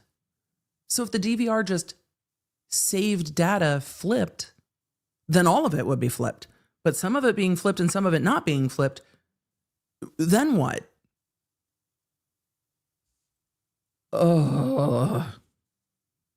Like, then what? The loss of the original DVR footage prejudices Miss Reed. As detailed above, there's significant evidence that the DVR footage provided to the defense shown at trial was altered. The fact that the original DVR footage is now permanently unavailable hinders Reed's ability to demonstrate the differences between the original footage and the footage provided to the defense and shown at trial. Differences suggesting the footage was tampered with or otherwise altered, and deprives her of critical evidence of how these differences came to be. And then they go on to cite case law about that. Ultimately, the loss of this evidence in its original format, which resulted directly from the actions and inactions of the Commonwealth and its agents, hindered Reed's ability to put on an adequate defense. The loss of the DVR footage in combination with the Commonwealth's misrepresentation further prejudices Reed by burdening her with a significant and unnecessary financial expense. The Commonwealth, by agreeing to and arranging the CPD visit, led Miss Reed and her team to believe that the relevant footage existed and that the defense's forensic expert would be able to forensically extract the relevant footage if he flew to Massachusetts to do it. I'm curious what the prosecution is going to say. What's the answer to this? We didn't know? Like, we didn't know? Heather, I know. Heather Sutton in the chat said, very late tuning in, was online getting DMB summer tour requests in. I know. That's what I'm doing after this. That's what I'll be doing after this, because those dropped after I was already live, which is rude, but also I'd heard rumblings they were rolling out. The Commonwealth, by agreeing and arranging the visit, led Reed and her team to believe they could do what they sent their expert to do. Because of the Commonwealth's representation, defense expert Erickson flew to Massachusetts, stayed overnight, traveled back and forth for the imaging, and was not able to perform the duty that he was hired to perform. The Commonwealth failed to preserve the information. The Commonwealth failed to take steps to determine whether the footage still existed before prompting the defense to send its expert. Like, you can't just say to them, yeah, go ahead and send your expert. No. You don't get to play hide the ball in criminal law. For the services rendered on December 12th and the associated travel cost, Reed paid the defense expert's employer a total of $12,229.57. This expense is significant and draws on the financial resources needed by Reed to defend herself at trial in this matter. I think it's a fair ask. I think it's a restrained ask. I think the reason it's restrained at this point is because the defense is going to lose its mind in their motion to dismiss. I think this one is restrained to not piss off the court. The court does not like the inflammatory words. We've seen this judge say multiple times, I don't like all that. Give me the argument. I don't need the emotion. And I think this motion is very restrained for that. I also think that we will see stronger language later. Yeah. Because the defense has got to be fucking furious. Or I guess the flip of that was the defense is like not furious and is like, right, of course you did. I don't even have the energy to be furious anymore because what else do we expect from you at this point? And thank you for handing us grounds to make a motion to dismiss. Great. Thanks. It's going to be much. The appropriate remedy for this loss of evidence is at a minimum recovery of the expert related expenses. I agree with them. This was an expense, unless the defense has said something that is so wildly different than what happened here, and the prosecution can prove, no, we told the defense over and over and over, this didn't exist. Don't send your expert. Unless we're there, I can't imagine how this doesn't get paid. If this is as the defense represents it, which I don't know why they would represent it differently. If this is as the defense represents it, and that representation is everyone told us this was here today, and with everyone telling us it was here, we relied on that and sent our expert, then yes, the Commonwealth should have to pay this expense. If the Commonwealth and everybody said to the defense, which I can't imagine is the case, but arguendo, they said, no, we don't think it's here, don't come, I think we would have seen a defense motion to that extent. I don't think the defense is just out here spending Karen Reed's money ahead of a retrial for a wild goose chase. I really don't think they would do that to their client. So I'm curious to see the Commonwealth's response, but I don't think the Commonwealth's response is going to be anything other than we thought that that's where they saved it. But we'll see what the Commonwealth says. But yes, if everyone told the defense, come copy it, this is here, and they show up and it's not there, then yeah, pay it. Pay it. That's not an expense. I mean, they're not even asking for sanctions. They're just saying this should not be our expense. We wouldn't have borne this expense if you had just told us like straight up what was happening. Because the travel expenses and expert fees associated with this trip were the direct result of the Commonwealth's representations to the defense, and because the Commonwealth's failure to fulfill its obligations of preserving the video made the defense expert's trip futile, Reed is entitled at a minimum to recover these costs. I don't agree. I don't disagree. I do agree. That. Allowing Reed to recover these expert-related expenses from the Commonwealth is in the interest of justice. I don't disagree. I'm not going to go through their argument. I don't disagree. You can't just try to reduce the resources of the party. That's not okay. They should have told them that this would be a wasted trip. They didn't. Let's see. Defense expert Erickson traveled to Massachusetts as part of an arrangement made between the defense and Commonwealth, in which the Commonwealth represented to the defense that Erickson could visit CPD and extract the relevant footage. If that is as it's presented, then the court should order this payment. At the time the Commonwealth made that representation, it knew or had reason to know via its agents who were responsible for properly preserving the footage but did not, and via ADA Lally and Special ADA Brennan, who did not take the actions necessary to ensure the evidence was preserved, that the footage was not properly preserved and thus was non-existent. The Commonwealth induced the defense expert to fly to Massachusetts anyway, wasting Erickson's and the defense's time and causing the defense great expense. Reed should not be forced to shoulder this unnecessary financial burden. I agree.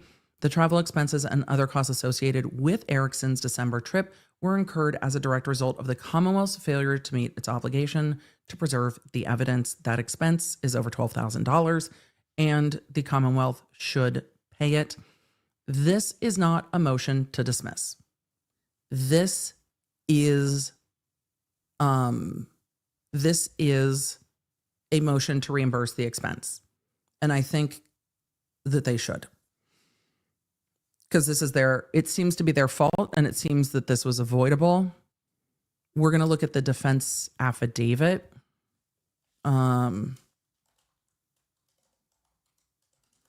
Let's see.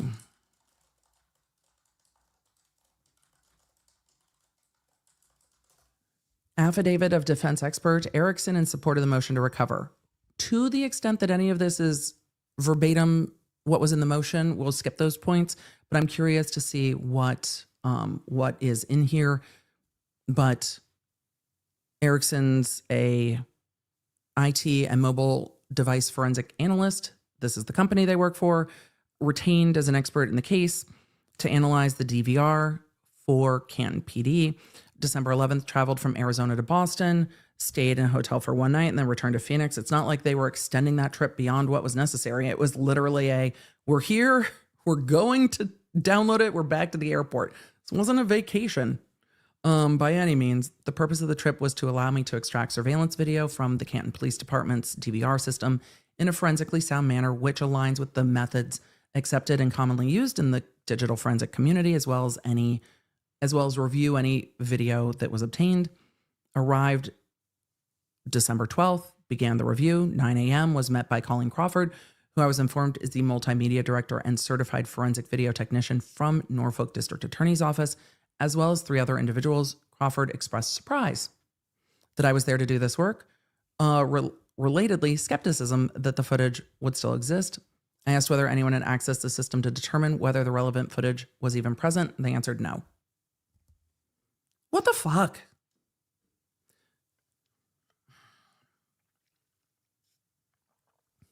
Did anybody check? Nah. Well, then how are you assuming that it's there? And if you're assuming that it's there and it's not there, aren't y'all a little upset? Aren't y'all like, well, where the fuck is it? It doesn't seem like anyone was concerned that it wasn't there.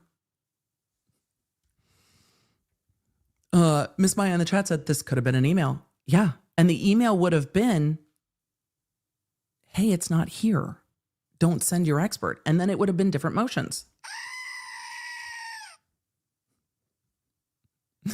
Cosmic PR said, hey, law nerds, I came in late to hear EDB say, what the fuck? I feel at home. Welcome. We'll get there.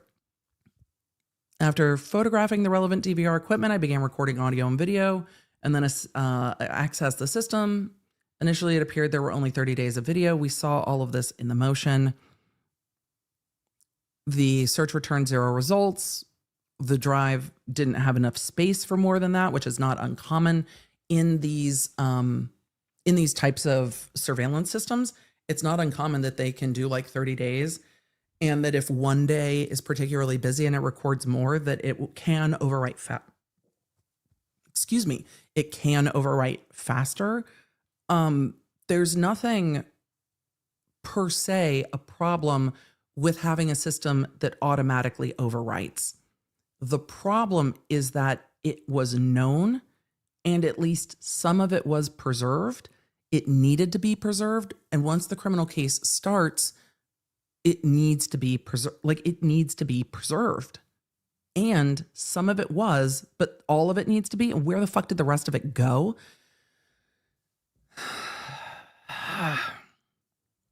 And again, I think if we weren't before a retrial, With everything we now know about the case, I might see this differently, but with everything we've seen in this case, I have reached the extent of my generosity that all of this is an accident, because the late discovery of the other video, you didn't just pull it off the system in 2024 before trial. You had it saved somewhere and didn't turn it over.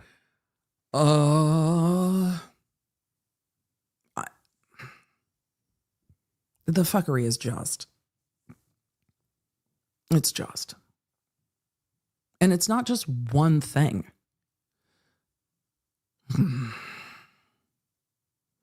So again, the drive looks like it automatically overwrites. Fine, but it was saved at some point.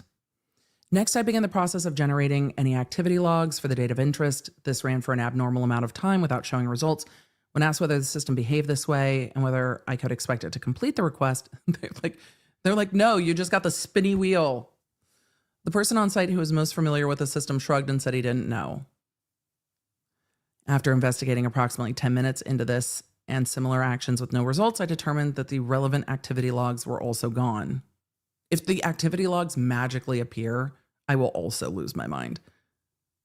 It's searching. It's like searching. While there, I asked the individuals whether they had done a forensic extraction of the drives to get the original data, to which they all answered no. I asked how they preserved the video when they needed to. They responded they simply manually saved the video from the DVR. I asked if they had a written protocol. They said no. They refused to provide me with a copy of the original video files that they had originally pulled from the DVR system, stating that the information had already been provided to defense counsel. Then why is turning it over again a problem? Why is that a problem? The person flew all the way out there, and then the thing they flew out to get doesn't exist. And then the thing that's maybe the substitute for what they flew out to get, you're like, nah. Wild. Absolutely wild.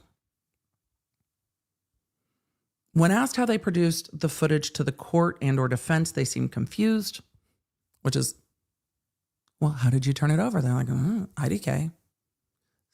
Somebody had to save it and put it somewhere. Who did that? I still don't know if we know who saved this original footage. I don't think there's a chain of custody for it. Who downloaded the footage? Who accessed the footage? Who had access to this system on the 29th or the 30th or the days following? Who had access? The logs sure would be helpful. Who chose what to save? Because if they have to like click and save the different angles, who made that decision?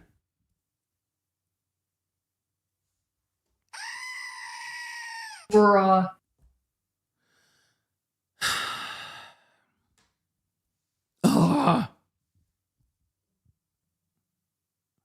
I'm like, yeah, it's a share link, we think. I explained that getting a copy of the video files directly from them would help us ensure that we are working with the same hash verified data that was disclosed to defense. They continued to advise that I get these files from defense and declined to provide me with any of the original video files. So we've killed one water. We've got to get to the next one. So are there original files or are there not original files? And when he's referring to original files, I think he means what they saved, which is just the video, not the video and the metadata. But hey, I flew out here to get this from you. No, get it from the attorneys. Why is he here then?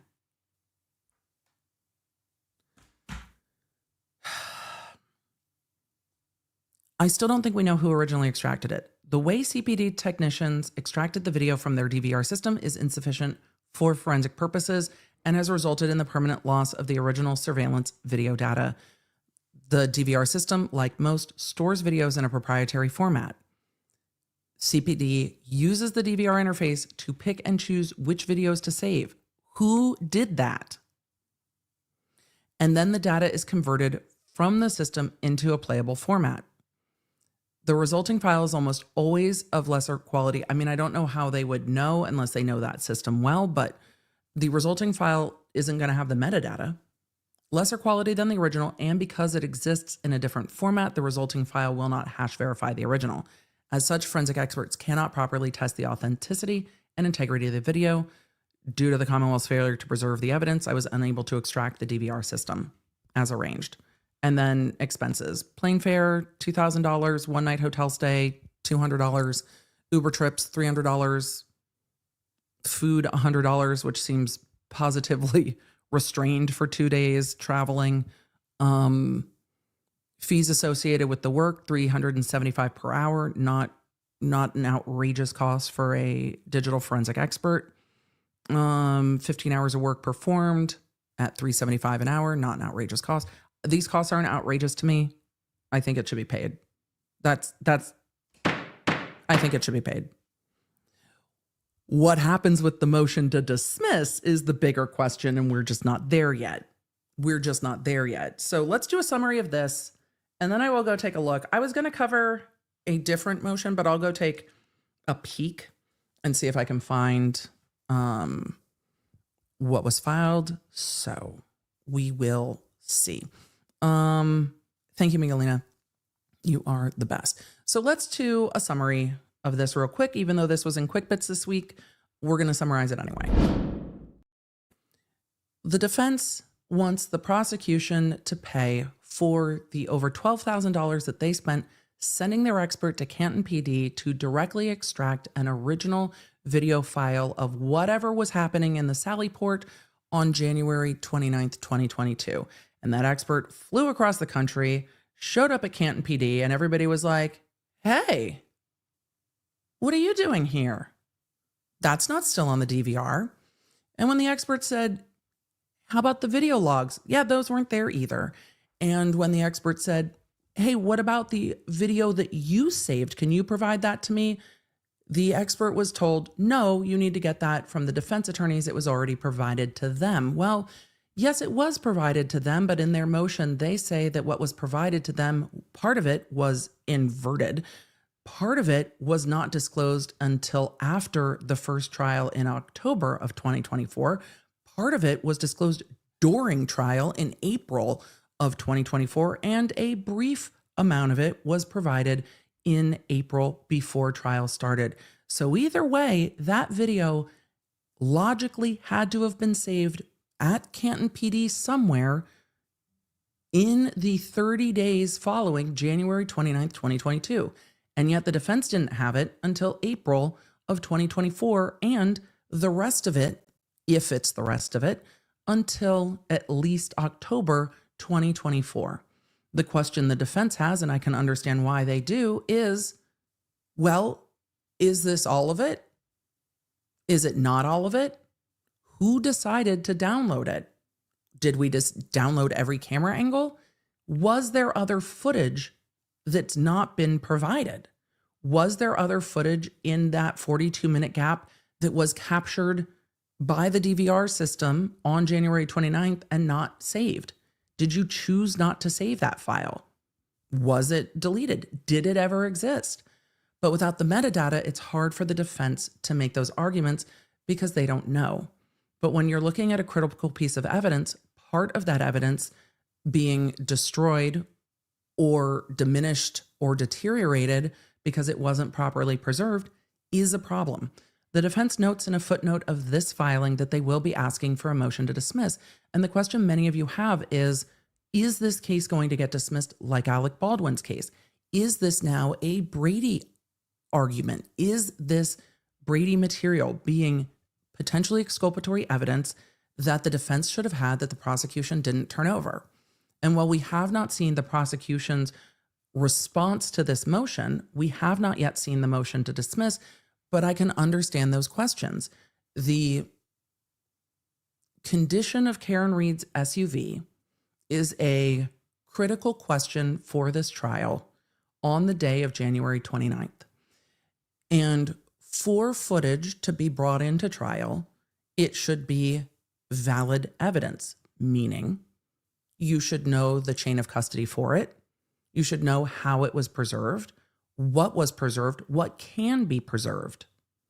Can a forensic image of this DVR be made close in time to preserve all of the metadata? Is that something that is technologically capable? And we have not heard from the prosecution about that yet. But what we do know is from the defense motion, the defense says the prosecution said, yeah, come and get it off the DVR. And they got there and everybody's like, this isn't on the DVR. So at a minimum, should the defense expert be compensated by the Commonwealth for their waste of time? Yes. Who chose what video to download within that 30-day period? And was it everything? The defense has the right to those answers. Because if it was everything, they should know. And if it wasn't everything, they absolutely should know. But either way, it's critical footage that was presented in the first trial that wasn't turned over to the defense in a timely way. So where do we go from here? Well, I think we'll see a motion to dismiss from the defense based on all of this and based on the destruction of the evidence, that evidence being at a minimum the metadata. Could there be more video that the defense never received? We don't know yet. But maybe. I think we're going to have to find out more from the defense. It's very hard for the defense to say this existed and now it doesn't if they were never told whether it existed or not. So it puts the defense at a disadvantage in arguing, hey, Your Honor, this should be there, which is why the metadata is a strong argument for the defense, because we know that digital things have metadata. They have associated data with how they are saved. And we know from the expert, how do I say that better? We know from the expert's affidavit in this filing that they could extract the DVR in its original format in a mirror image file, a forensic extraction, to look at that base level data before the DVR takes that image and turns it into something that's viewable to a user. And we know that they can do that. They went there to do that, and that no longer exists. So at a minimum, the metadata connected to those videos, the original information before it's converted into a playable format, that no longer exists. So whether or not there is missing gaps of footage, putting that aside, at bare minimum, there is digital information that was not preserved for the defense in the format of the original pre-conversion data from the videos that were turned over. And there are no logs on the system any longer. So there's not a trail for the defense to look at perhaps what was accessed and when, who accessed it, what was chosen to be downloaded, anything that wasn't chosen to be downloaded. They just don't have that information if the logs no longer exist, and they were never provided those logs. So I understand why the defense will be making a motion to dismiss. What we know from all of the law we have looked at surrounding Brady, different jurisdictions do this differently, but there are multiple different remedies for Brady before a dismissal. A dismissal being the most extreme remedy for Brady violations. A lot of things can happen here. We don't have enough evidence yet, and we don't have enough information yet to see what the court may or may not do. The defense is going to ask for a dismissal. They said that in their motion. We'll see what the court does with that and how the prosecution responds. But there are levels of response. The court can give a negative inference jury instruction saying that evidence has not been preserved or been destroyed by the Commonwealth that detriments the defense. That can happen.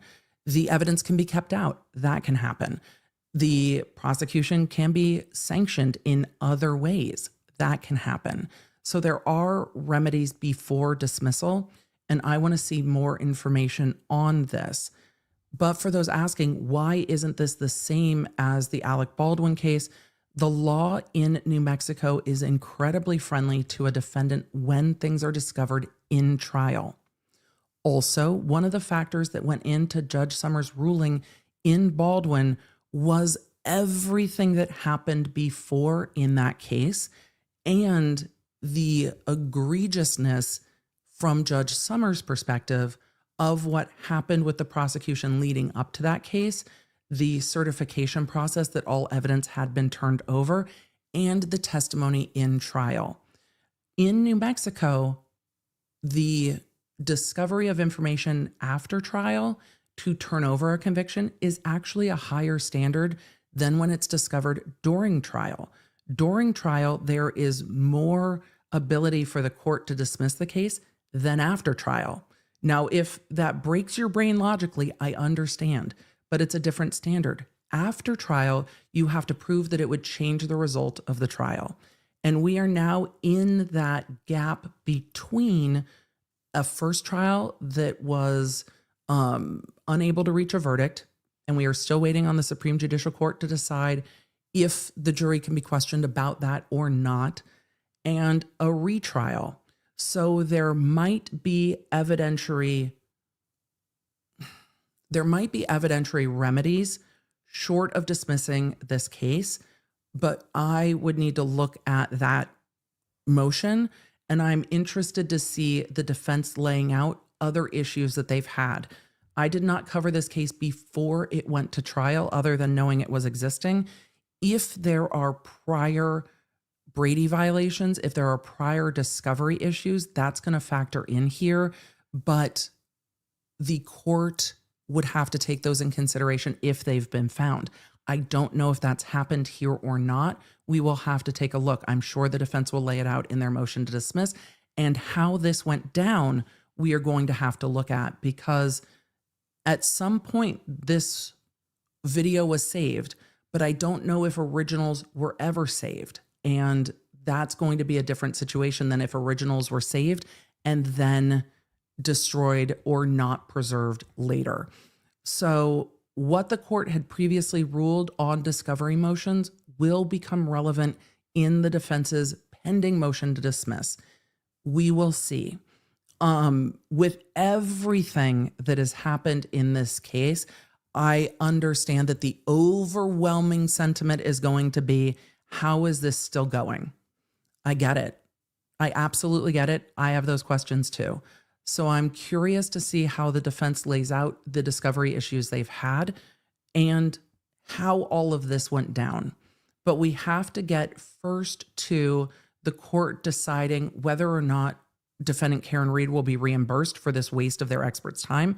I think they should. Then we will get to the motion to dismiss. But before we get there, we've got a lot of questions here I'm going to try to answer as best as we can. And then it looks like there is a new filing as well, which lots of you have let me know in the chat. And we'll take a look at that quickly. Not quickly, Emily. It's 23 pages. The chat let you know.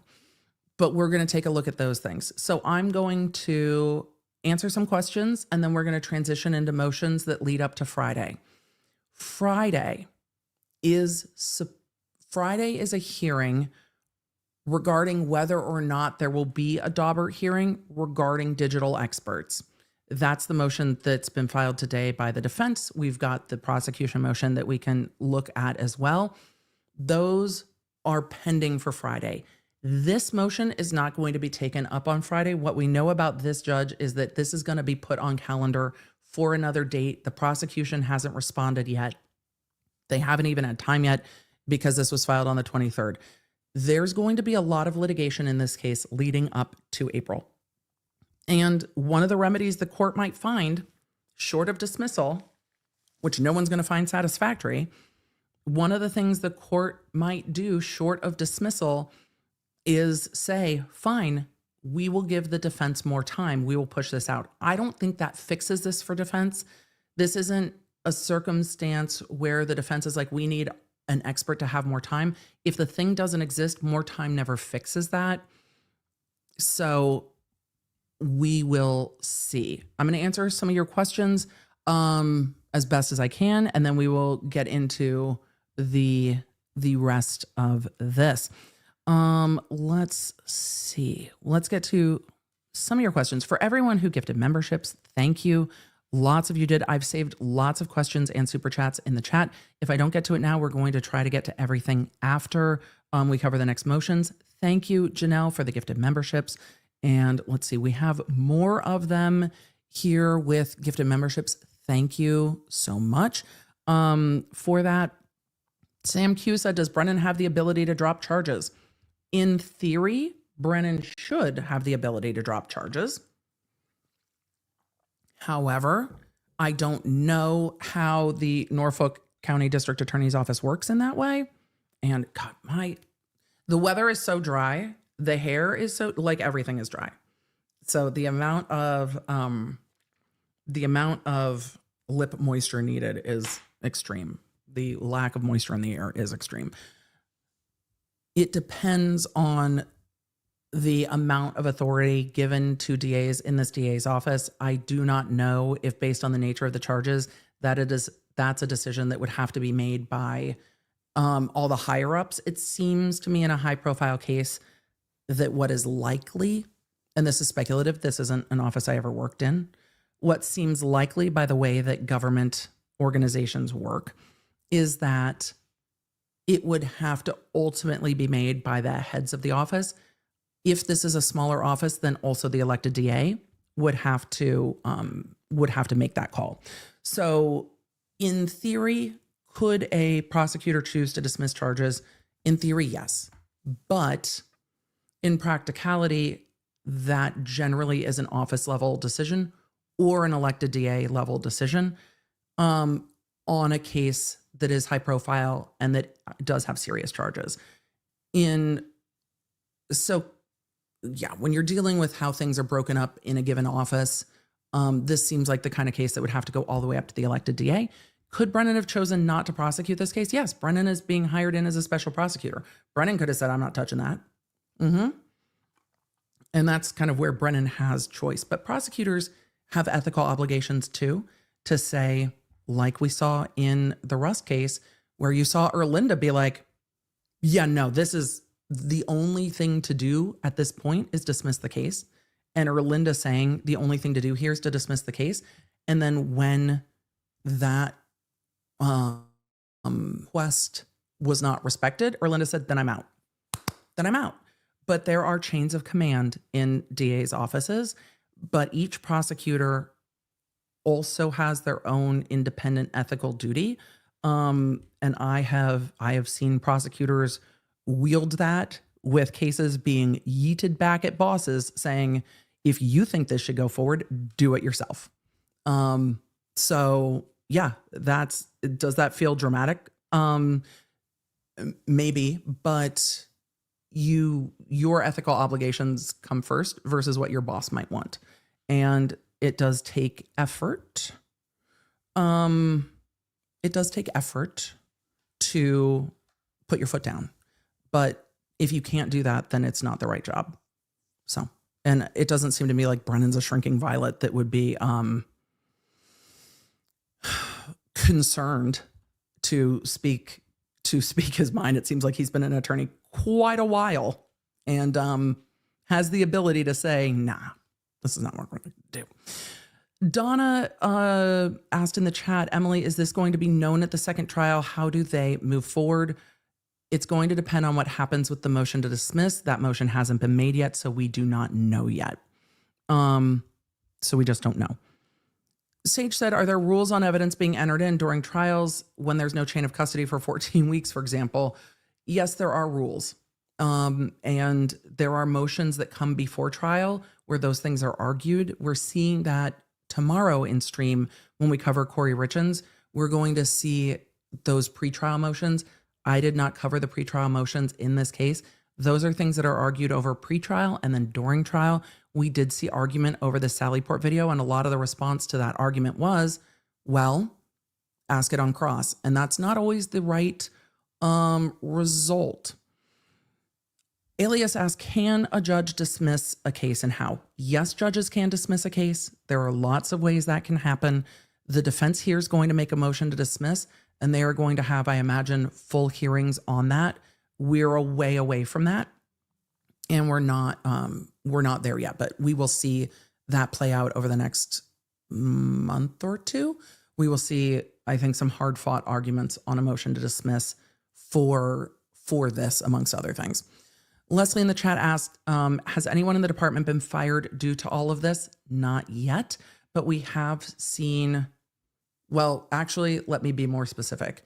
With regard to Canton PD, I do not know off the top of my head.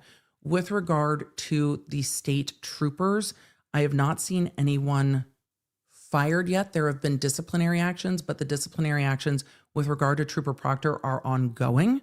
And that's different because we do have Canton PD and we state troopers. So there are two different, but we have not seen the result with regard to Trooper Proctor. Could that happen with Trooper Proctor? Yes, they are going through that process, and termination could be one of the things. Tyrone in the chat said there's an interesting article about a new aphantasia mind's eye study in Life Science today. I recommend giving it a read. Thank you. I absolutely will. That is right up my alley, and I appreciate the heads up because it's fascinating. It's one of those things you don't know until there's like a conversation, and then you're like, wait. It's like when people are like, wait a second, some of y'all have an inner monologue? That what? And then I'm sitting here going, wait, some of y'all don't have an inner monologue, like narrating everything all the time? It's wild to me. I think we should talk way more about how people's brains work, how perception works, how we process information differently, how compassion is needed for how we process information differently, because not everyone understands it. Not everyone sees the world the same way they do, like actually, literally. Like you write something on a whiteboard, my brain actually can't see it. Chalkboard, I'm fine with. White background breaks my brain. Like there's so much information that we just don't know that could help us understand one another and could overcome misunderstandings, especially in the digital age, that aren't necessarily needed. But it's hard when you're like, well, why don't they see it the way I do? Well, because brains work differently. That's why. Brains. We process things different. Julie said, wow, wait, I just discovered I don't see anything in my mind. That's a thing. Yes, Julie. Some people see like full movies in their mind. Some people see full 3D images in their mind. Some people, when they sit down to like, I don't know, recall information, can see in their brain the page of the book and like reread it because they like have an image of it in their mind. And they're like, oh, I can see that. And some of us cannot. There's like hold on. And then we'll get back to questions. There's a little diagram. And I asked my kids about this. It was fascinating. My family had the most interesting conversation about like, okay, how do you see things in your brain? And like Dr. B can, when he's trying to work out a dental problem, he can see like the dental model in his brain and like move it around in 3D to kind of examine the problem from all sides. He can't always describe it well verbally, but he can see it and he can draw it out well. And my kids have different ways of seeing things in their head versus me, who hears everything in my mind, but doesn't see literally anything. So this is a great description of it in pictures. And then some people are auditory learners, right? I'll remember something I hear like a song lyric, but I'm not going to remember something I see like on the page of a book the same way, which is why I just audible, because also dyslexic, because it's a party. Aphantasia 5 degrees. 1, when you close your eyes, you see an apple, like a real lifelike apple. 2, you see an apple, but it isn't sharp with highlights. 3, you see an apple, but it looks like a solid color. 4, you see an apple, but it looks like gray or black. 5, you don't see anything. You know that somebody like said apple. Dr. B is like a number 1. Like not only can he see the apple, but he'll give you like 15 different kinds of apple. He's going to go full Forrest Gump with like, you know, Washington nice apples, Washington apples versus green apples versus whatever those delicious hybrid ones are that kind of taste like caramel and cinnamon. Like he'll give you all the things. And I'm at a 5. I'm at a 5.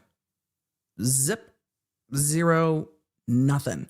But I always thought when people said, like when my coach in high school was like, visualize the play, I just literally thought it was hyperbole. I was like, okay, visualize the play.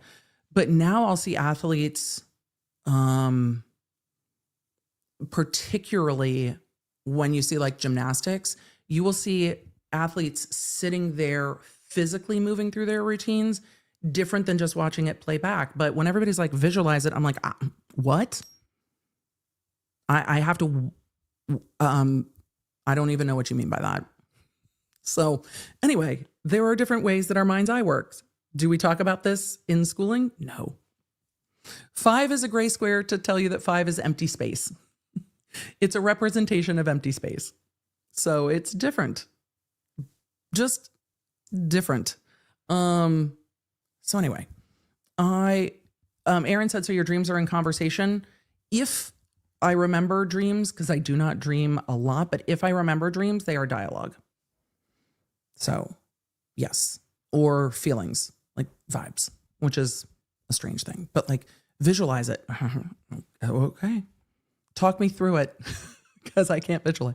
You're sitting by a stream. Sure. Great. All right.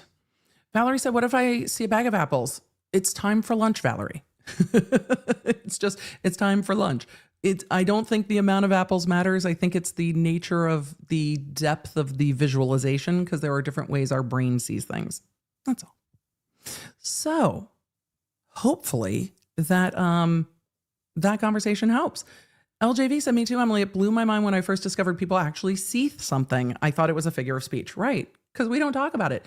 I think y'all watched me discover this in real time with the chat when we were watching the Gwyneth Paltrow case, because they had the different neurologists coming in and explaining shit. And I was like, wait, what?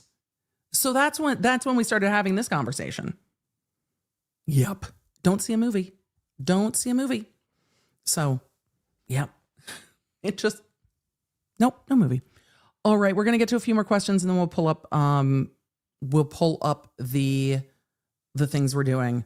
So Flightless said, I have synthesis. I don't know what this is. Synthesia. I hope I said that right. Great for creativity, terrible for grocery shopping.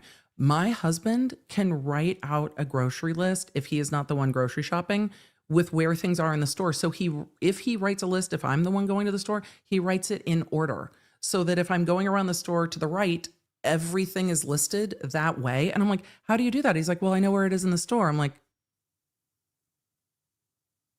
okay.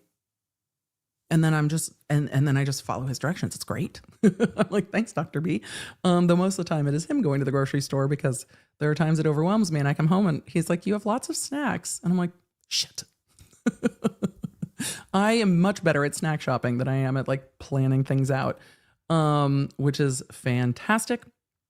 So let's see. Mad962 said, does any of this matter to get a dismissal in your opinion? I think there can be things here that very much matter. I want to see how this all plays out. I have questions. I don't think that this is insignificant. I don't think the defense is just stomping their feet about insignificant instances. I want to know more about what the defense knew and when, and what they were told by the prosecution about what existed and what didn't. But the amount of video coming in late is concerning and frustrating. So I do not think that it is just making much out of nothing. A number of you mentioned there was a preservation order in place. I mean, that's Duckety Duck said, which makes it worse. I don't know if it makes it worse. That's common in all cases. Like you always have to preserve evidence. That's not it. It's just a preservation order for me is a non-issue because it's part of your obligation and it always exists. Whether it is officially on the record or not, it exists. It might be the habit of Massachusetts to put all that on the record, but do you have to have a preservation order for information to be preserved in a criminal case? No, you have to preserve it. That's the job. So it's not surprising to me that might be a typical part of arraignment in a given jurisdiction, but that existing doesn't change whether or not it has to be preserved. So It might just be, hey, you get arraigned, here's a preservation order, because that's what they do. So for all of you asking about a Brady violation, we will see. The defense is going to argue that it is, and I'm curious to see what happens from there. And Bell with the important information in the chat. I mean, lots of you have shared that the Dave Matthews tour dates are up, but also Lay's all dressed chips at Target is very good to know. Very good. Look, Ruffles was like, no, we're only giving to the Canadians, and no hate to the Canadians. Love you guys. But Ruffles is just like, you get the best chips in the world and everybody else get fucked. So Lay's is like, we see a gap in the market. Fantastic. I will go look for them. All dressed chips are the best chips. Vapor Vita said, how do you memorize without recalling what you saw? The same way I memorize song lyrics, by hearing it. But also then I have to speak out loud to study. And I process things verbally, not visually. So I have to read things out loud to process them back to myself, which can make studying with others awkward. It also makes it very hard to test take by myself because I need to read questions out loud so I can hear it. So no, it's very, and I am not great at memorization at all, which is why you'll hear me be like, there was this case with this fact pattern. I don't know the name. So we will see. Lone Star Livin said, did you mention the snow? Yes. Purple Willow Arts, off topic. Are you not doing purple hair anymore? I just haven't had time. And there was a conundrum with my purple color depositing conditioner that I really like. I ordered the wrong one, and it was not, in fact, the purple one. So now the proper one has arrived, and I have just not had time. But no, it's just been a matter of time. So that has been it. Kadora said, what I should be doing, court reporting homework. You can transcribe me live. What I am doing, EDB live counts as dictation practice. It does if you have CaseCat open while I'm watching, right? I think so, because this is court speed. Motion for EDB to count towards homework because learning is dynamic. I agree with you, but if they have an assignment of what you need to transcribe, we're going to be in court tomorrow with Corey Richens. So we will be in court tomorrow if you need court hearings. So that will be great. Teresa said, why didn't they ask the judge to dismiss this shit show of a trial like happened in Baldwin? They're going to. They have not done it yet. I think they are, I think this was the first shot across the bow. I think we'll see a much more fulsome motion to dismiss. Michelle, thank you so much for the gift of memberships. Thank you for all the new members. We are going to have another members live this week. So I will keep you in the loop on that. All right, let's, pull up the next motion we were going to look at, and then the motion from today real quick. Now that we've like brains, we've wandered into the territory of brains, which is always fascinating. And let me pull this up real quick because of course everything decides it needs to sign on again because I have way too many files in this case. So give me 1 second. And we will find it. I didn't know if we'd have time. We're going to make a little bit of time. Do we have a ton of time? No. I've got about a half hour, but we can go through some of it in a half hour, and we will take a first look because this is related to what is going to happen on Friday. So let me find the Commonwealth motion that we are going to see in court on Friday. Let's see. This is updated notice. That is a different one. That is Dr. Russell. Defendant's motion to recover expert-related funds. Where is that digital motion? I am not seeing it. All right, I'll go look for it in a minute. We'll look at the defense motion first. Just know that there's also a prosecution side of that motion. Emily, why didn't you cover the prosecutor's motion? Because I couldn't find it easily. That's why. We'll go take a look at this one. Hopefully it accurately recites what the prosecution is asking for because it relates to the motion for Friday. And that is the motion to, let me swoop. real quick, because that's the digital expert motion, not the ARCA. ARCA will come up, but it's not the main motion. What I am anticipating in court on Friday in Massachusetts is a hearing to determine if there will be a hearing regarding digital experts. The prosecution has asked that digital experts from the defense not be permitted to testify the same way they objected to Dr. Russell. And again, we saw the court allowing Dr. Russell to testify after a full Daubert-Lanigan hearing. We have seen the prosecution ask for the same thing regarding digital experts. Slightly different motion regarding the ARCRA experts, and we will talk about that in just a second.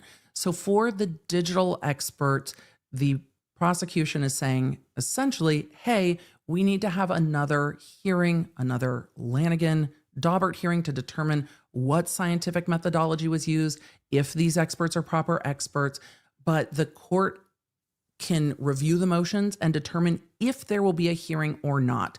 So yes, is this a meeting to set a meeting? Yes, it is. The court can say, no, we don't need a hearing on this. This is clearly an area of expertise. We don't need to explore this any further. No hearing. Or the court can say, yes, there needs to be a hearing. Bring the experts in. Let's ask questions the way they did with Dr. Russell. So the hearing before the hearing is what is being argued on Friday. And the court had said if there is time, they will also take up the ARCA experts, which will either happen Friday or at the beginning of February. The prosecution argument with the ARCA experts, who are the experts hired by the FBI to determine the mechanism of injury to the victim. These are your biomechanical engineers, the crash daddies, colloquially, as they are referred to, that testify in the first trial. That motion was not whether they were experts. That motion was whether or not there had been adequate discovery turned over to the prosecution. Go ahead and put your laughing emojis in the chat right now. I know, yes, the prosecution is saying, but this is a discovery violation. We do not have enough information regarding these witnesses, and we do not have enough discovery on them for them to be allowed to testify at trial. So arguing the discovery wasn't turned over with regard to them, I don't think that's going to get very far because the defense doesn't have that discovery either. All of the parties are on the same footing, and the prosecution did not argue that it was the defense who didn't turn over that information. The prosecution said, but the FBI didn't turn it over, so we don't have it. And the defense said, well, we don't have it either. Nobody has it, and it's fine. Like, bring them in. At the last trial, they were brought in to do the voir dire, and it was inquired about, so it was allowed. So here the prosecution has made a motion saying these experts shouldn't be allowed in because no one's turning this discovery over to us. Does it shock me that the FBI has not been super forthcoming with any more information about these experts? No. But what else does the prosecution need to know? I don't know. We'll see. We'll see. That's not up on the docket just yet. Let's see. This is the defendant's opposition to Commonwealth's motion to exclude certain testimony of defense witness Richard Green. I'm going to take one more look in my file and see if I can find the Commonwealth's motion real quick because I wanted to zoom over it. But if I can't find it, then we're just not going to go over it because we'll go over it. Well, I'll summarize it on Friday before we go into the hearing. And I think that will just have to be sufficient because I do not see it. I'll go find it and go over it. I might have saved it in the wrong file. So let's just go over the defense motion and that was filed today because, well, that's the newest one. And what's the prosecution arguing? That this expert shouldn't testify. Emily, is your list well kept for this case? No, not as well as some of my other ones. So no, not as well. Not as well. Also, if this looks blurry to you, it's because of the way these get scanned into the interwebs, because Massachusetts does not do this digitally, easily. It makes everything more difficult, in my opinion. All right. Let's Try to make this a bit, no. I'm trying to make the document a little bit bigger. Is it a little bit fuzzy? Yes, it's not your prescription. It is, in fact, it's not also more cowbell. It's just the document. This was filed today, January 28th. This is the defendant's response to the Commonwealth's motion regarding Friday's hearing. So let's swoop and get into this. Replay crew, again, love you. Glad the timestamps help and you get to take a look at what you want to know. Defendant's opposition to Commonwealth's motion to exclude certain testimony of defense witness Richard Green. This is regarding the digital Google search. Now comes defendant Karen Reed and respectfully requests that this honorable court deny the Commonwealth. Let's see if we can make that a little bit bigger. Oh, wait. Yes, we can. Hold on. Where are the clappy hands? We need the clappy hands. We're gonna do it. It finally worked. Today it wanted to work. There we go. There we go. We ask the court to deny the Commonwealth's motion to exclude the expert testimony of Richard Green as to, one, his expert opinion that a Google search for how long TI die in CIKD or how long to die in the cold was made on Jennifer McCabe's phone prior to 6:23 a.m., January 29th, 2022, and two, his expert opinion that Jennifer McCabe's phone incurred user deletions of any data related to Google searches and deny the Commonwealth's include a request for an evidentiary hearing under the standards in Daubert. Remember, Friday, they are determining if there will be a hearing. So the hearing on Friday is to argue yes hearing, no hearing. The Commonwealth has not made any showing that the qualifications or methodology of Mr. Green do not satisfy the Daubert-Lanigan standard. Instead, the Commonwealth's entire motion merely addresses the conclusions and opinions of Mr. Green. It's like, it's not wrong just because you don't like it. That's why you have your own expert. Your expert can say no, and our expert can say yes, and you don't get to say it's not a valid opinion just because you don't like the opinion. Sorry, Commonwealth. Just because you don't agree doesn't mean you can exclude it. But the Commonwealth has brought quite a few more motions than I think we saw in the last trial because we didn't hear that there were significant Daubert-Lanigan hearings before the last trial. So they say the entire motion of the Commonwealth just says, nah, we don't like that opinion. Which, the court resoundingly state are the subjects for cross-examination to the jury, right? Challenging the opinion is the mechanism there. Rolling alongside confused, the Commonwealth wants to yeet a police expert. No, the Commonwealth is asking the court to hold a hearing to determine if the defense expert regarding the Google searches from Jen McCabe need to be excluded or not. So this is Commonwealth motion regarding defense tech expert regarding Google searches. And they are saying that the Commonwealth did not attack the scientific credibility or the scientific methodology. They attacked the conclusion, which is where you get your battle of the experts, not a yeet. They say that that's a province of cross-examination, not the narrow function of the Daubert-Lanigan judicial gatekeeper. Daubert-Lanigan is really for a, hey, so putting your hands in somebody's armpits is not maybe a repeatable scientific methodology in the year 2025 to determine when the time of death was. Maybe that's not expert testimony based on anything. Perhaps hurling a phone around in your office is not a replicatable scientific process. Interpretation of a phone extraction doesn't seem to be the type of thing that is wildly outside the purview of proper expert testimony.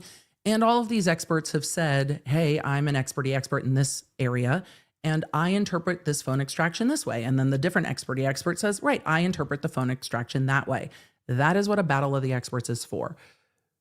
I wonder if the side quest into Jen McCabe's phone loses focus in this trial. That is a strategic question for another day, and we can all talk about it later. I just wonder if this side quest helps the defense, or if just focusing on the prosecution didn't show you anything helps. I don't know, because I don't think the prosecution showed it, but I do think the defense wants to put this in, and I think the defense is going to put this in. And so whether or not it's a side quest, I think that side quest is happening because the defense is choosing that side quest. So is this the type of scientific testimony that needs a Daubert hearing? And Daubert hearings, again, for things that are outside the norm. I can understand the court wanting a further hearing on the identification of whether a dog bite is a dog bite versus a different type of injury, because it's not as common of an area of expertise. It's not something that's testified to often. It might be something that doesn't have the same type of methodology that interpreting a report from Celebrate's going to have. Like there's a methodology to that. They go on to say Mr. Green is eminently qualified and his methodology pertaining to the subject matter of the instant motion is reliable. As a result, in addition to the denial of the motion, no evidentiary hearing is justifiable, which again, a hearing to a hearing. The motion of the Commonwealth to exclude the trial testimony of Richard Green is just the latest in the Gatling gun. Counsel, we were doing so well. There was so much restraint. We were just staying out of all of the hyperbole that the court hates, and we're just right back into it. The Commonwealth motion to exclude the trial testimony of Richard Green is just the latest in the Gatling gun dystopian approach of the Commonwealth to deny Ms. Reed the ability to present her defense through her well-credentialed, methodologically reliable expert witnesses so she can have a fair trial against the baseless charges lodged against her.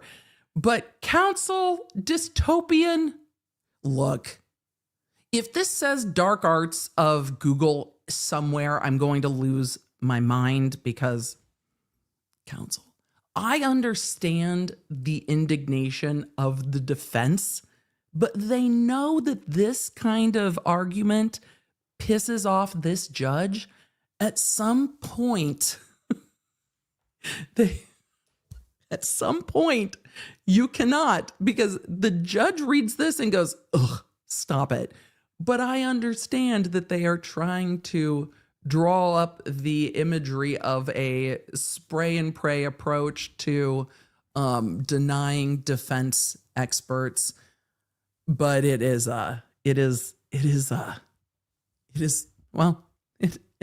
much. We'll see if this is the only time we get to the language that we hear the judge say regularly. You know, I don't like all of that. Sometimes you have to play to your audience. However, I don't know if this defense cares at this point, because they are so pissed, and I understand why the defense is pissed. So you will often see lawyers write to the judge audience versus the public audience, and back and forth. We'll see. If it's just the one, we'll let it go. The dystopian approach is strong. It's strong. I'm not even quite sure what they mean. I get the Gatling gun. I don't know. I don't know if I'm with them on the dystopian approach, but okay. All of you are like, AJ's been playing too much Fallout.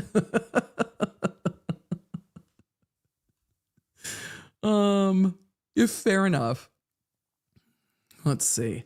The expert witness of the defense here, Richard Green, testified as an expert witness in digital forensics in the first trial regarding his opinion of the Google search, Haus long to die in the cold. extracted that existed in the data from an iPhone 11 of Jennifer McCabe with a timestamp of at or before 2:27:40 a.m. in a deleted state. This is much debated in the evidence with multiple experts with regard to that particular Google search. However, though the experts disagree, I don't think that I didn't look at any of the experts and go, well, you've never looked at this before. In the digital realm, the crime scene spoke to me, raised an eyebrow for me, but I don't think any of the tech experts really didn't seem like they were qualified to evaluate a Celebrate report. That's not an impression that I was left with at the time.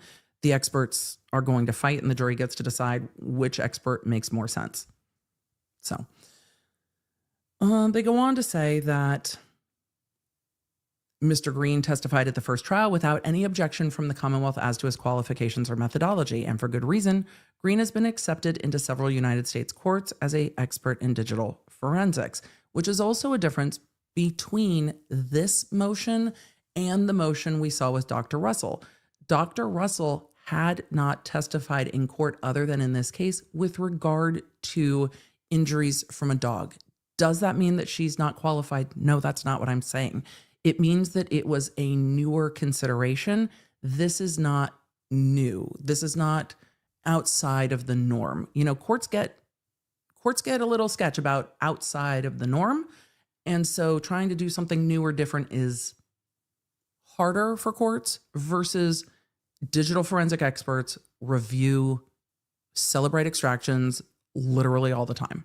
This is normal process. Nothing weird, nothing unusual, nothing novel, and has experted, my word, like this multiple times in multiple courts. Nothing strange here, Your Honor. The methodology that Green employed in the first trial was the same methodology that the experts from the Commonwealth employed. Your Honor, if our methodology is bad, because remember, that's one of the considerations here. If our methodology is bad, then their methodology is also bad because all these experts did the same thing. They just came to different conclusions. So it's interpretation. The chat gets to decide. I'm joking. The jury gets to decide. But I'm waiting. There will be a trial somewhere, some way, when a Gen Z lawyer will look at a jury and be like, chat, are you with me? It's one day. One day it will happen. Chat, chat, you know what I'm saying? Chat, we got that. Because the amount of times I hear my junior high school student and his friends refer to everyone as chat is it's just a regular part of their vernacular. They refer to one another and groups of friends as chat. It is just part of the vernacular. We're going to see it. Tag me when it happens. All right. The methodology that Mr. Green employed in the first trial was the same that the Commonwealth employed. Your Honor, this is what it is. They review shit. Green and the two proffered experts from the Commonwealth reviewed the same raw image file from Jen McCabe's phone, verified the hash signature and value, took the image file and saved it to their computer servers, hard drives et al., processed and evaluated it, and used tools such as Celebrate Analyzer and Magnetic Forensics Axiom. While the Commonwealth witness, Ian Whiffen, used only the Celebrate Physical Analyzer and ArtX tools, Commonwealth witness Jessica Hyde historically used 3 more tools than Whiffen. And Richard Green used at least as many tools as Jessica Hyde. Oh my God, this is starting to sound like a whose train arrives where first. If Jessica Hyde uses at least as many tools as Mr. Whiffen, then which expert comes to the correct conclusion? I feel like we're in an LSAT word problem. Okay, Jessica Hyde used multiple tools. Richard Green used multiple tools. Jessica Hyde previously used 4 or 5 of the tools used by Green in her analysis. all but Celebrate are now disconcertingly absent from her December 2024 report. What? What?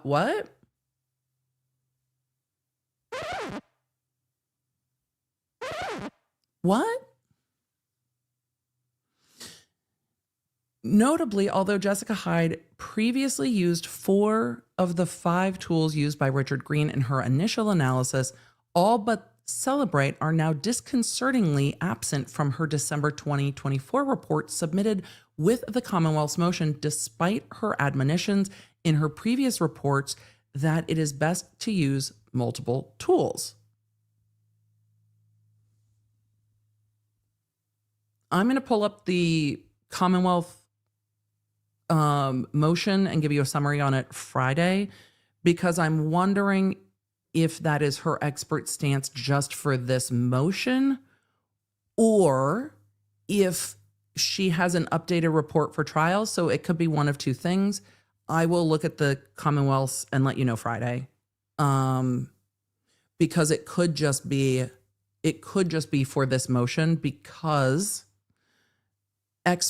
you need expert testimony to say, hey, this is why there should be a hearing. You can't just go off of like the prosecutor saying, but vibes, this is weird.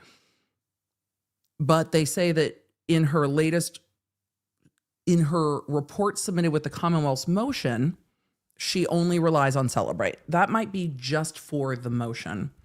Importantly, it was undisputed by all expert witnesses at the first trial that the 2:27:40 a.m. search artifact was indeed present on the iPhone of Jennifer McCabe after analysis using Celebrate Physical Analyzer.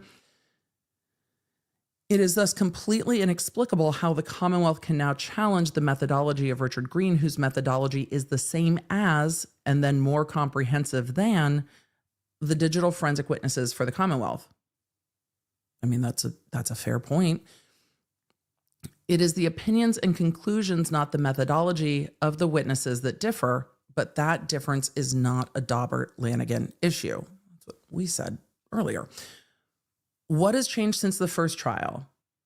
The answer is disturbingly Orwellian. Oh, well, the dystopian was foreshadowing. Oh, we're buckle up. We're in for a ride. We're just buckle up. We're in for a ride. Okay. What is this? When the lawyers are dramatic, the voice will be dramatic. It is the only appropriate response when the lawyers get dramatic, because this is a dramatic sentence. What has changed since the first trial? Your Honor, the answer is disturbingly Orwellian and brings the prosecution closer to, if not squarely within, the danger zone of legal tyranny. There we go. It's not the highway to the danger zone. Somebody heard that in their head when they wrote this. Was it Alan Jackson, who was actually in the Air Force? The danger zone of legal tyranny. Orwellian, dystopian, Gatling gun, legal tyranny. Okay. Why are we here? First of all, the prosecution saying, hey, they can't have an expert have a different opinion is not well taken, but that is a dramatic sentence. After the first trial, the proffered expert witness for the Commonwealth, Ian Whiffen, a law enforcement-centric digital forensic consultant, appears to have gone back to his company Celebrate to have its researchers perform further updates to its physical analyzer programs such that the artifact containing the 2:27:40 a.m. timestamp has now suddenly disappeared from all Celebrate programs. Interesting.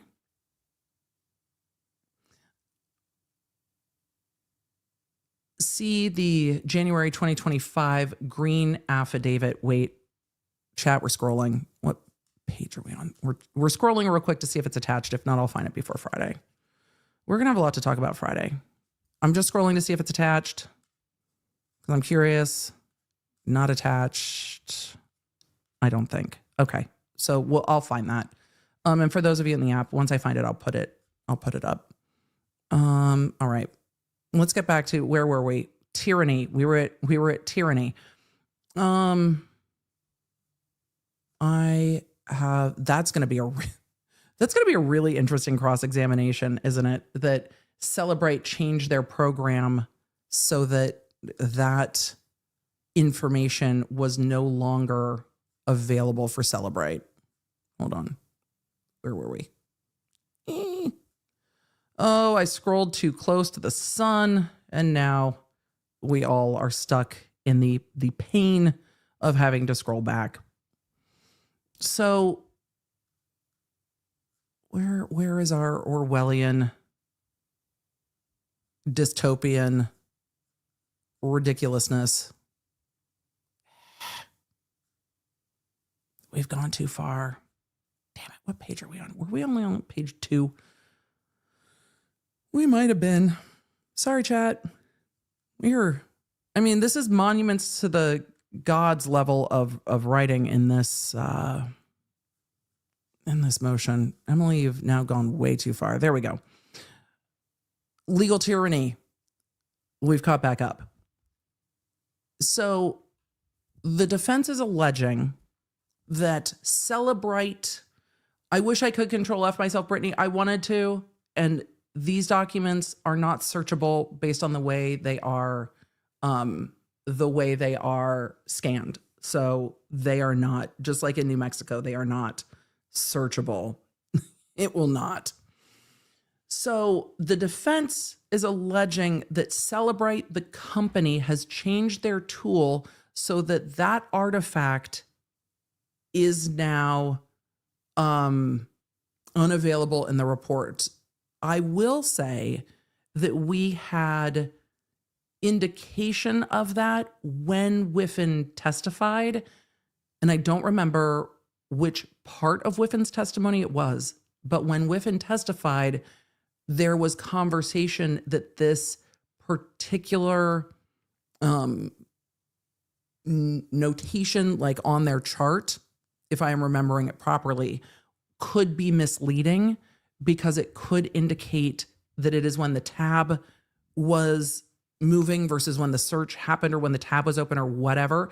And so there was discussion about whether or not that data was represented accurately with Celebrate and whether Celebrate updated that information in future versions of Celebrate. It should not change the Celebrate extraction that they had from the original extraction. But they are saying that in Celebrate programs, you no longer see that that timestamp, but it shouldn't disappear from the original extraction. That would be odd.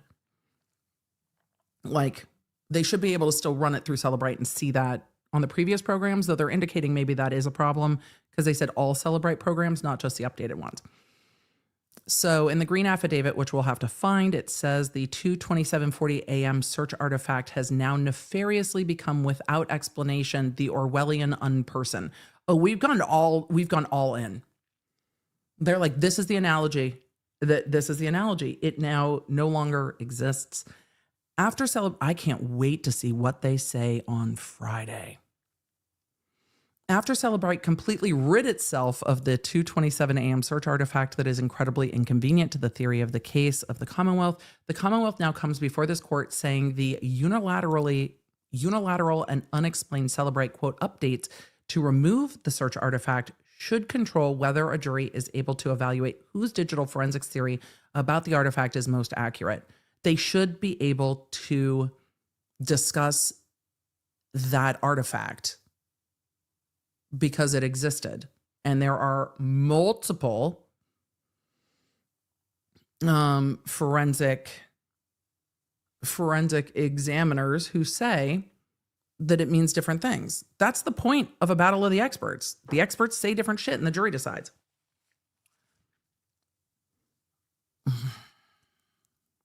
This is This is way more dramatic than I thought it was going to be. Like, I want to see the, I'm not going to be able to wait till tomorrow. I want to see the chat. Emily, what are you doing this afternoon? Looking for all of this and giving you a summary tomorrow and then a summary on Friday, because we're not going to get through all of this. We're only on page 3 and I have to start wrapping up, but I will give an overview of this today and on Friday, because, and this is online as well. The defense is like, hey, prosecution can't just like yeet evidence and then say, see, we can't talk to their expert, shouldn't testify because the evidence has changed. That no, evidence should not modify. And that seems to be what they're indicating. After Celebrite completely rid itself of the 2:27 a.m. artifact, the Commonwealth now comes before this court saying the unilateral and unexplained Celebrite quote-unquote updates to remove the search artifact should control whether the jury is able to evaluate whose digital forensics theory is most accurate. And in doing so, glaringly, the Commonwealth does not address the other forensics tools, such as magnet forensics Axiom, that Ms. Hyde used in 2023, that Mr. Green used at the first trial and continues to use to this day, and that still contain and show the 2:27 a.m. search artifact. Okay, so it sounds like the search artifact is still underlying, but the way that they go through this is in the Celebrite tool has changed. Brittany said they need to bring in Emily as special counsel. No, they don't. A, no. B, no. And C, no. I would tell them no. After everything we saw at the first trial, no. You don't do a retrial on this. Nope. Nope. Nope. Nope. Nope. I will tell them that on the internet for free. Nope. Nope. Also, conveniently, I am not licensed to practice in Massachusetts. And I will not be pro hoc viceing in front of this court to go to trial against Alan Jackson. That's not. Nope. They don't. Nope. I wouldn't have filed this case based on everything we've seen. I wouldn't have filed this case in the first place. So that's where I'm at with this. But again,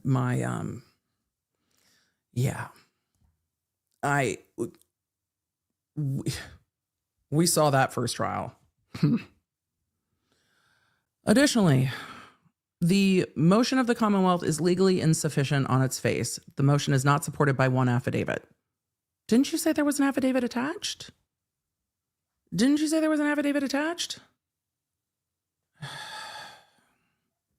Additionally, the motion of the Commonwealth is legally insufficient on its face, not supported by affidavit. The motion does not even begin to meet its going forward obligation to state how Mr. Green is now suddenly. That level of sass is restrained. Magically, after the first trial, now he's not qualified. Y'all didn't object. That's a great argument. Y'all didn't object. And now you've got a problem with it? You can hear the bitch please. Come on now. No. Y'all didn't object the first time. So,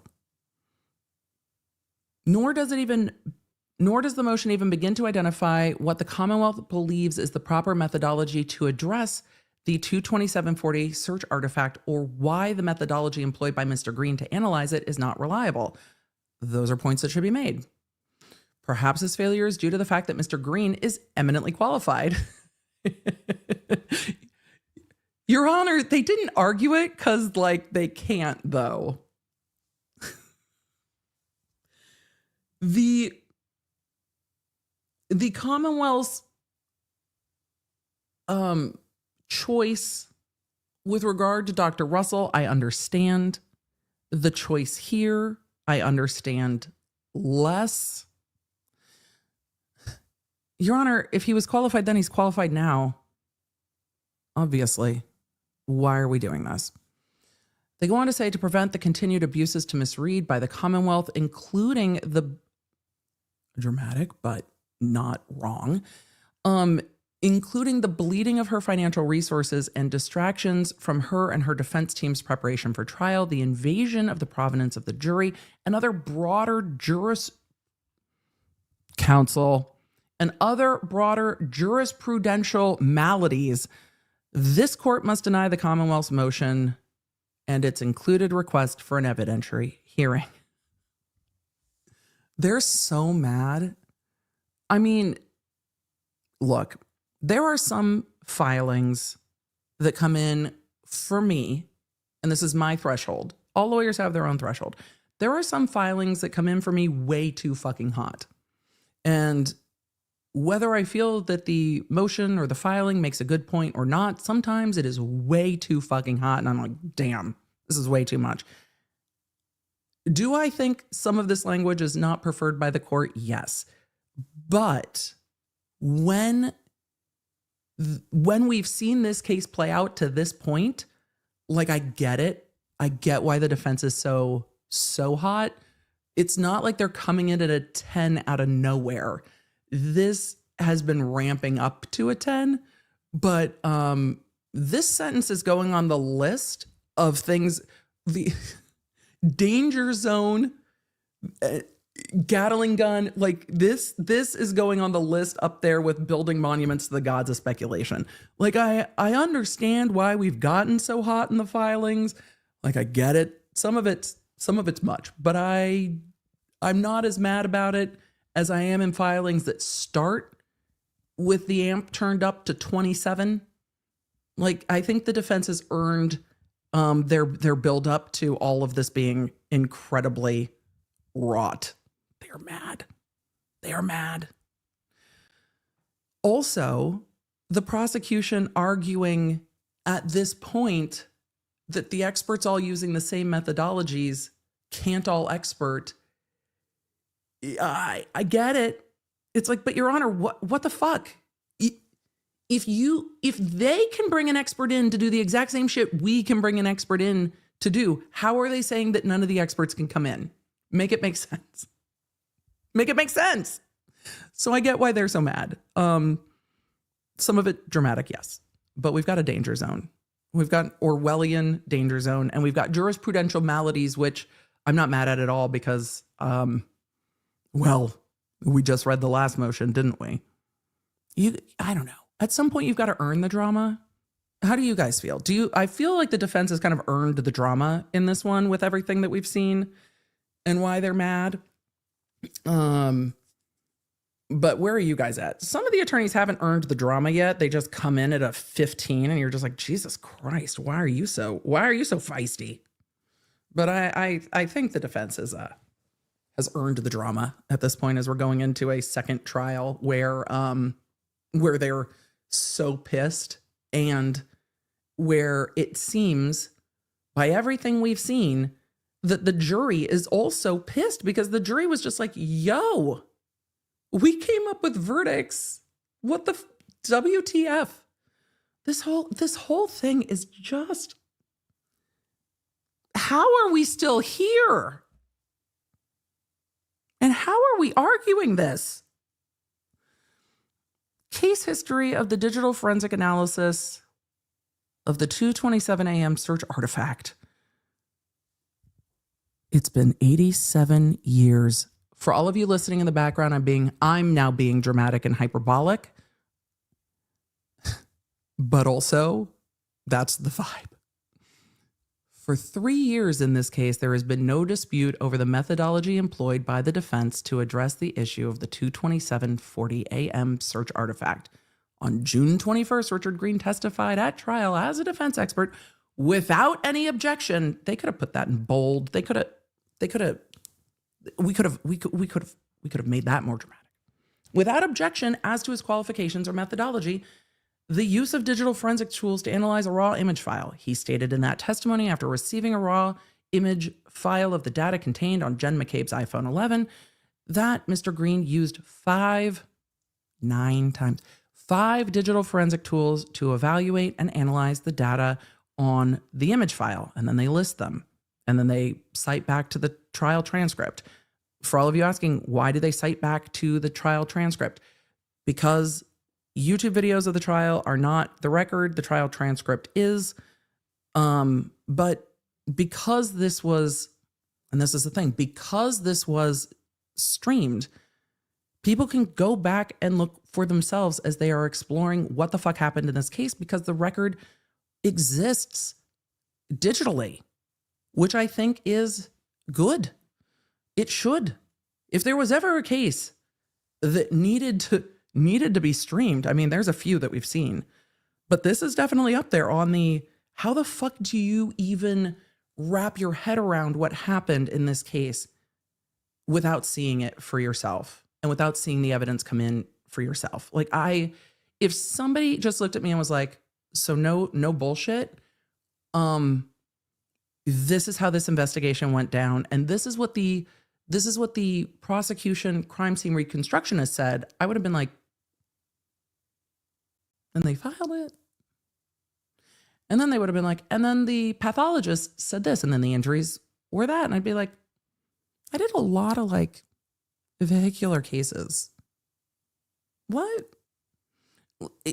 And then you see it play out and you're like, there's got to be more though, right? And then the case ends and you're like, huh, I thought after 10 weeks we'd have some answers. And here we are. Good.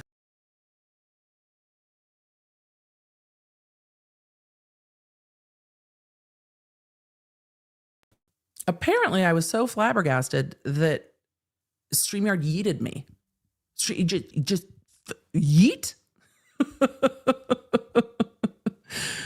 Damn, that was a brutal yeeting. I didn't even mean to yeet myself. Just yeet. Me saying I have a half hour an hour ago. Chad, we're gonna have to wrap up. That damn. Yeet. Oh my goodness. Silly me. Somewhere there's got to be a stream at the beginning of this trial of me saying, hopefully in the next 10 weeks, we'll have answers about what happened to John O'Keefe. Just sweet summer child. All right. These findings were consistent with the April 24th, 2023 report of Trooper Nicholas Guarino.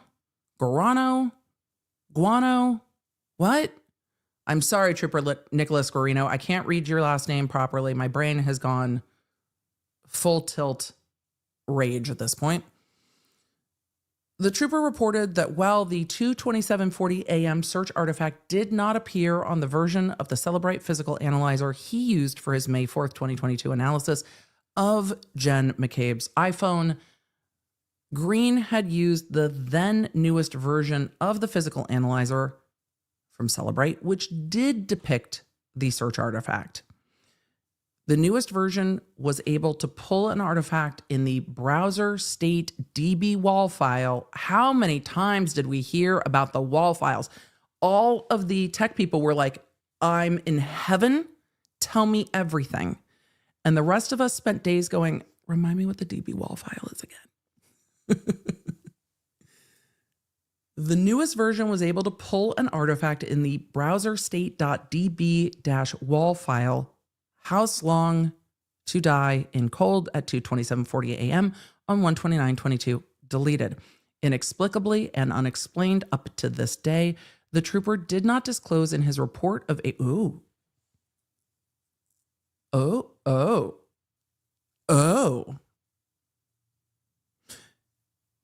The trooper did not disclose in his report of April 2023 that the Axiom, not the ship from Wally, that the Axiom program he used at the time did show the 2:27:40 search artifact. What?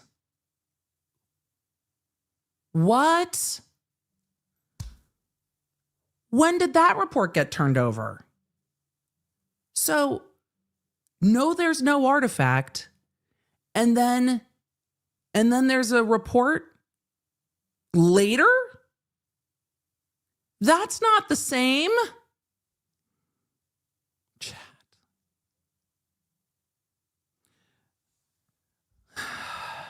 Majulo TV makes an excellent point. the same Nick Gruano who didn't find 32,000 messages between Sandra Birchmore and Falwell. Yep. And I have covered that case very, very briefly on an uploaded episode here. That, by the way, as you point out, that is going to come up in this case. Do not even think that this trooper is going to be able to get on the stand without having to deal with the 32,000 text messages that they just didn't find in another case. Oh.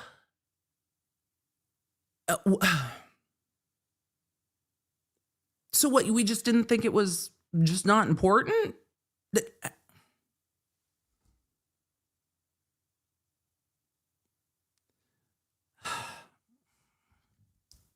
Chat, you're right. You're right. I didn't go code red earlier. I should have. And we can't deprive you of a code red any longer. You're right. You're right. The what? Just what? How is there continually more? It's like, but wait, there's more. But wait, there's more. But wait, there's more. I can't wait to see what they all say on Friday. I am Friday's gonna be interesting because they're gonna argue all of this in court on Friday to see if there's gonna be a hearing. I want to hear them argue all of this. For those of you that are new, hi, welcome. Hey, we have a color-coded system of our levels of, I don't know, what the fuck. DEFCON what the fuck is a DEFCON red for us. We also have a code bruh. We have a code green Audacity. But this bumper I love. It is flashy. We are reworking it so it will be less flashy in the future. If you are flash sensitive, the flashing ends when the music ends, but we are going to DEFCON red in 3, 2, 1.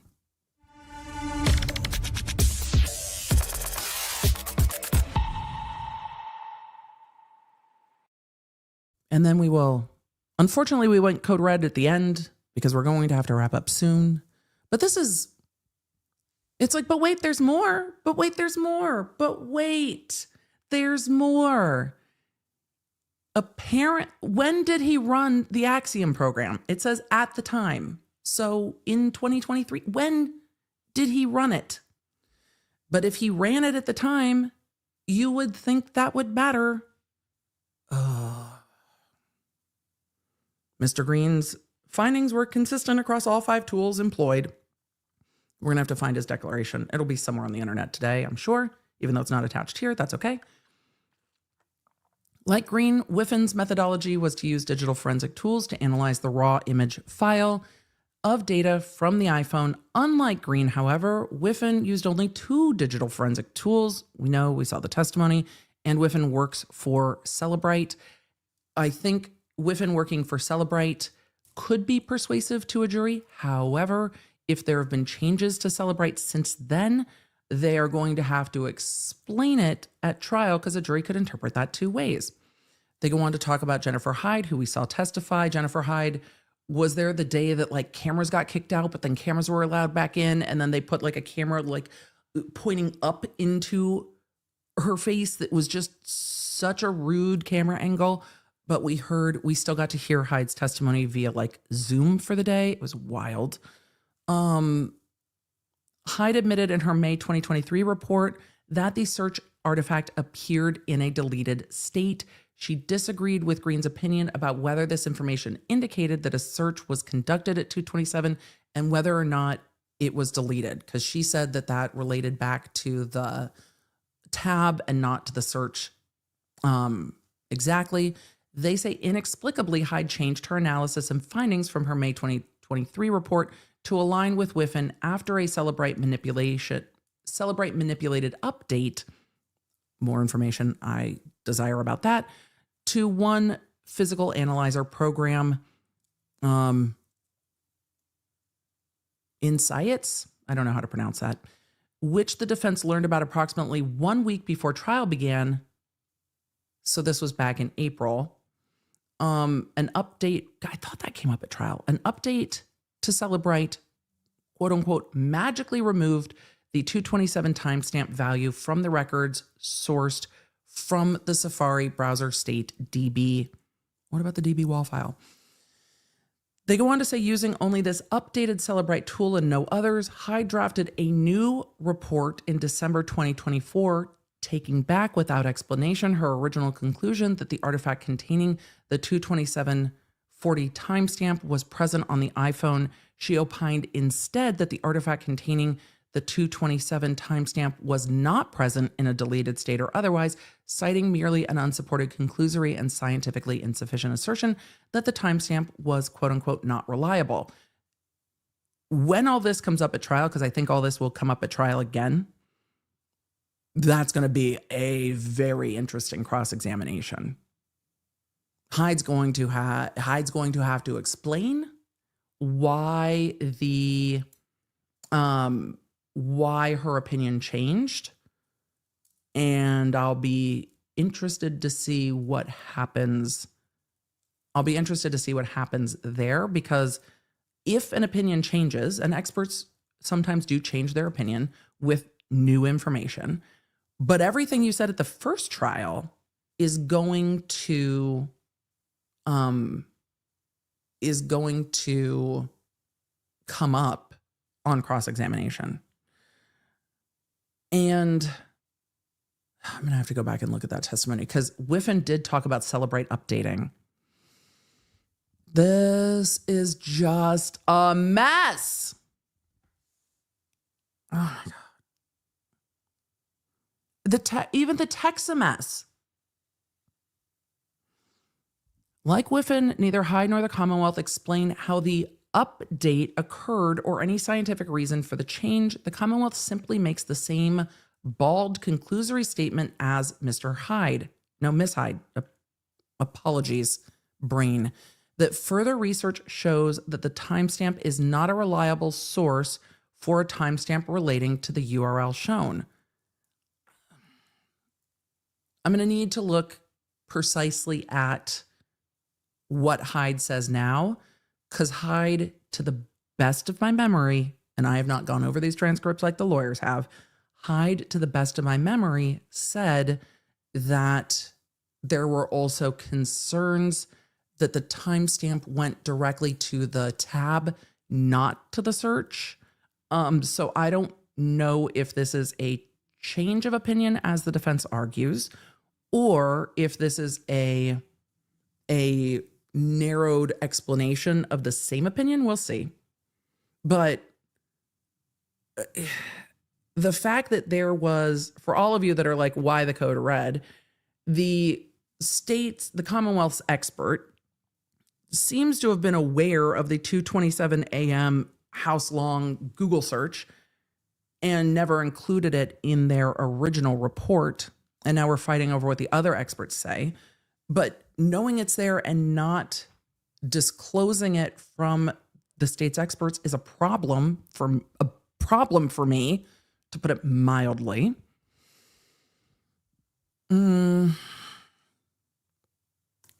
So now the expert is saying that timestamp is not reliable. That's not. I'm more concerned that it was seen and left out of the report from the Commonwealth's law enforcement witness than I am with this witness saying that they believe that that's not reliable, because that's not from memory, a massive change with the questions that this witness asked of that information during the initial testimony. But we'll see. All of this is additional information to the defense saying, no, the prosecution should not be allowed to exclude the defense tech witness. But some of this is additional to that. But at this point, the defense is going to be like, here's the entire fucking picture. And it's a lot. There is a lot. The amount of litigation before this retrial is wild. Normally when you have a retrial, it's just okay, can you run that back again? And then the witnesses come in and testify, and sometimes you call different witnesses Sometimes you don't call different witnesses. Sometimes you, I mean, there's a lot here in between these two trials, and the defense has had experts update their opinions as well. So I would want to do a direct comparison. Again, am I as outraged about the Hyde seeming change of opinion? I would need to look at them side by side. Am I much more concerned about Guarano seeing the 2:27 a.m. search and just not saying anything about it? Yep, way more frustrated about that one. Though with more information, my mind may change. We're on page 7 of this. They go on to say, like Whiffen, neither Hyde nor the Commonwealth explained how the update occurred. That's the update to celebrate. Critically, despite the manipulation associated with this unexplained update and the accompanying sudden change in the analysis of the Commonwealth's proffered experts, Hyde's second report dated December 2024 does not represent a different methodology, but rather a narrowing of and change in opinion. Emily, keep reading. I wondered if it was a narrowing of the opinion. That'll come up in cross-examination. So if the opinion has been narrowed, this expert will have the ability to explore that on the stand. Because this is not about any of those experts. This is the defense objection to the Commonwealth motion to exclude the defense expert. In this second report, she employs the same methodology, and that's why it's being brought up. Like, they've added in a lot of information that's interesting to know, but the heart of this is, Your Honor, all the experts are using the exact same methodology. How do you exclude one and leave in the others? Like, no. She employs the same methodology as she did in the first trial and as Green and Whiffen employed, but deletes mention of the inconvenient axiom tool she used in her May 2023 report. I mean, she might have rerun it without that tool, and that's all up for cross-examination. Did you reevaluate this, and why didn't you use that tool? That might go to her credibility with the jury. That's for cross. They say the only difference, in fact, between the application of the methodology by the Commonwealth's proffered experts and the application of the methodology by Green is that the former is entirely encompassed by the latter. So everything that they did, Green did too, and more. All right. I don't disagree with their argument that all the experts are using the same approach to evaluate the forensic data. I don't know if the court's even going to grant a hearing on this. I'm interested to see the arguments Friday. We have lots of court this week.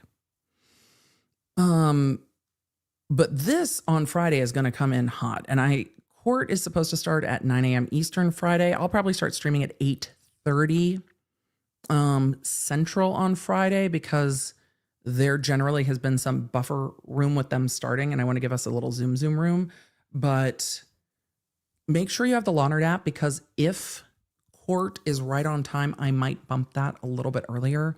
I will do my best to do that, but I'm very interested to hear these. I don't think this will be a full day. I think it'll just be a morning of argument, and then the court's going to take another submission to see if there will be a hearing.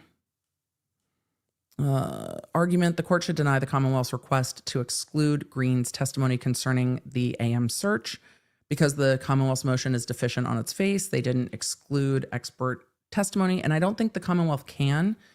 I don't think the Commonwealth can attack the methodology Green is using because everybody's using it, and then you attack your own experts. Like, you can't, it just becomes like a boomerang. You just take everybody out in one throw because they're all doing the same thing, which is why it's surprising that they're going after the defense expert who did the same shit the prosecution experts did. Let's see, we're summarizing now because I do have to wrap.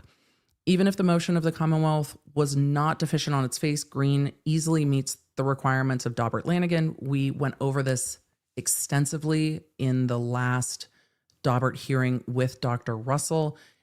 And it essentially boils down to, is this, here, let me just read it. Is the scientific theory or process generally accepted in the relevant scientific community, has been or can be subject to testing, has been subject to peer review or publication, has been or has an unacceptably high known or potential error rate, and is governed by recognized standards. all of the forensic experts do roughly the same thing. Sometimes they use different tools. They all come in and explain what tools they use, but they take the imaged file, they run it through different tools, they explain how they interpret those tools and what their interpretation is. That's what all of them do. So you can't say that this expert does something completely different than that expert, because it's all the same methodology. And the fact that multiple experts can all do that and did in the first trial shows that it's subject to testing and accepted in the relevant scientific community and has been governed and recognized. There's a whole bunch of different organizations that oversee these processes. So I don't know what methodology the Commonwealth is grumpy about. I can understand it more with Dr. Russell, because with Dr. Russell, it's how many people look at an arm of the victim and have the same methodology. And even there, where the methodology is much more based on one's experience and less based on discrete tools, the court still said that that was sufficient. So if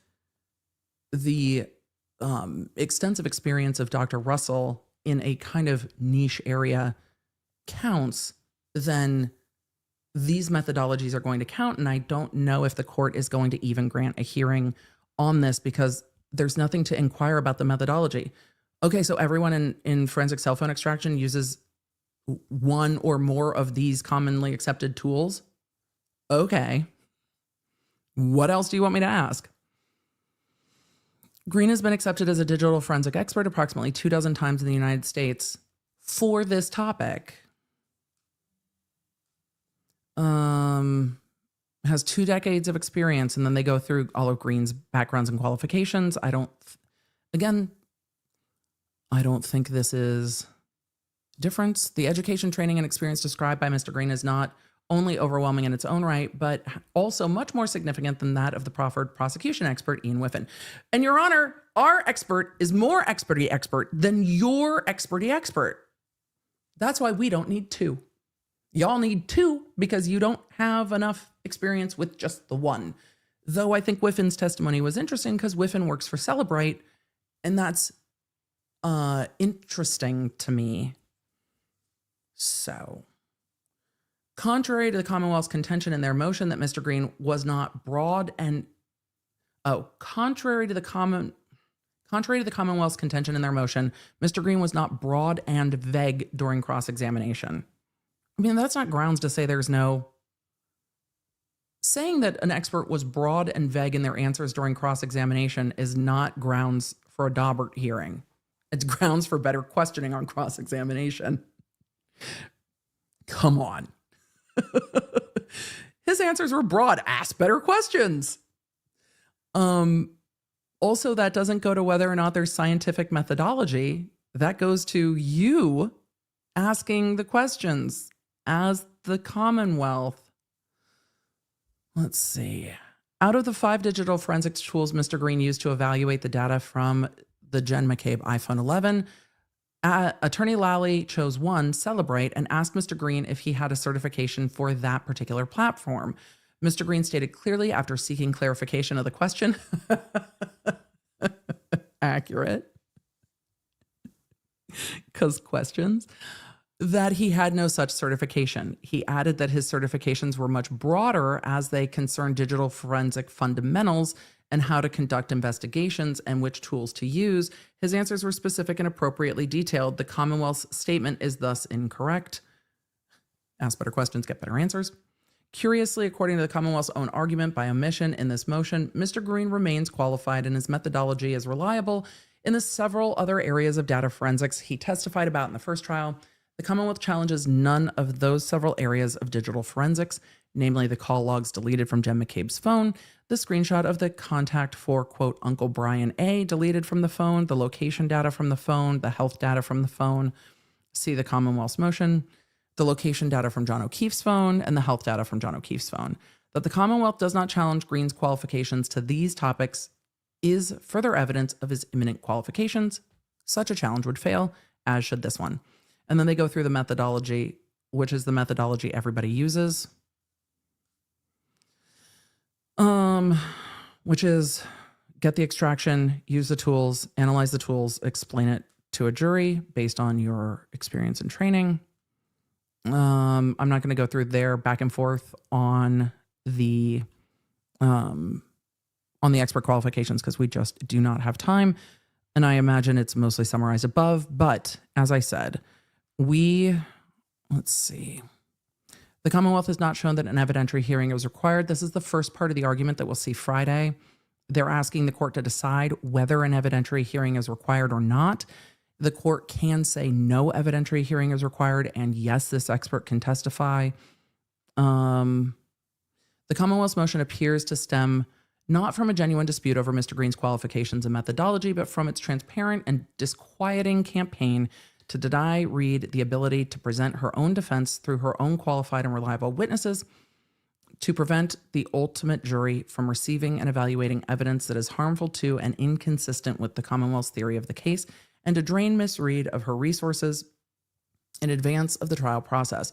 By submitting conclusory and insufficient motions under the guise of Daubert-Lanigan, the Commonwealth seeks to force the defense to repeatedly participate in unnecessary motions and attendant resource-intensive mini-trials, thereby needlessly expending limited defense resources and diverting them from trial preparation.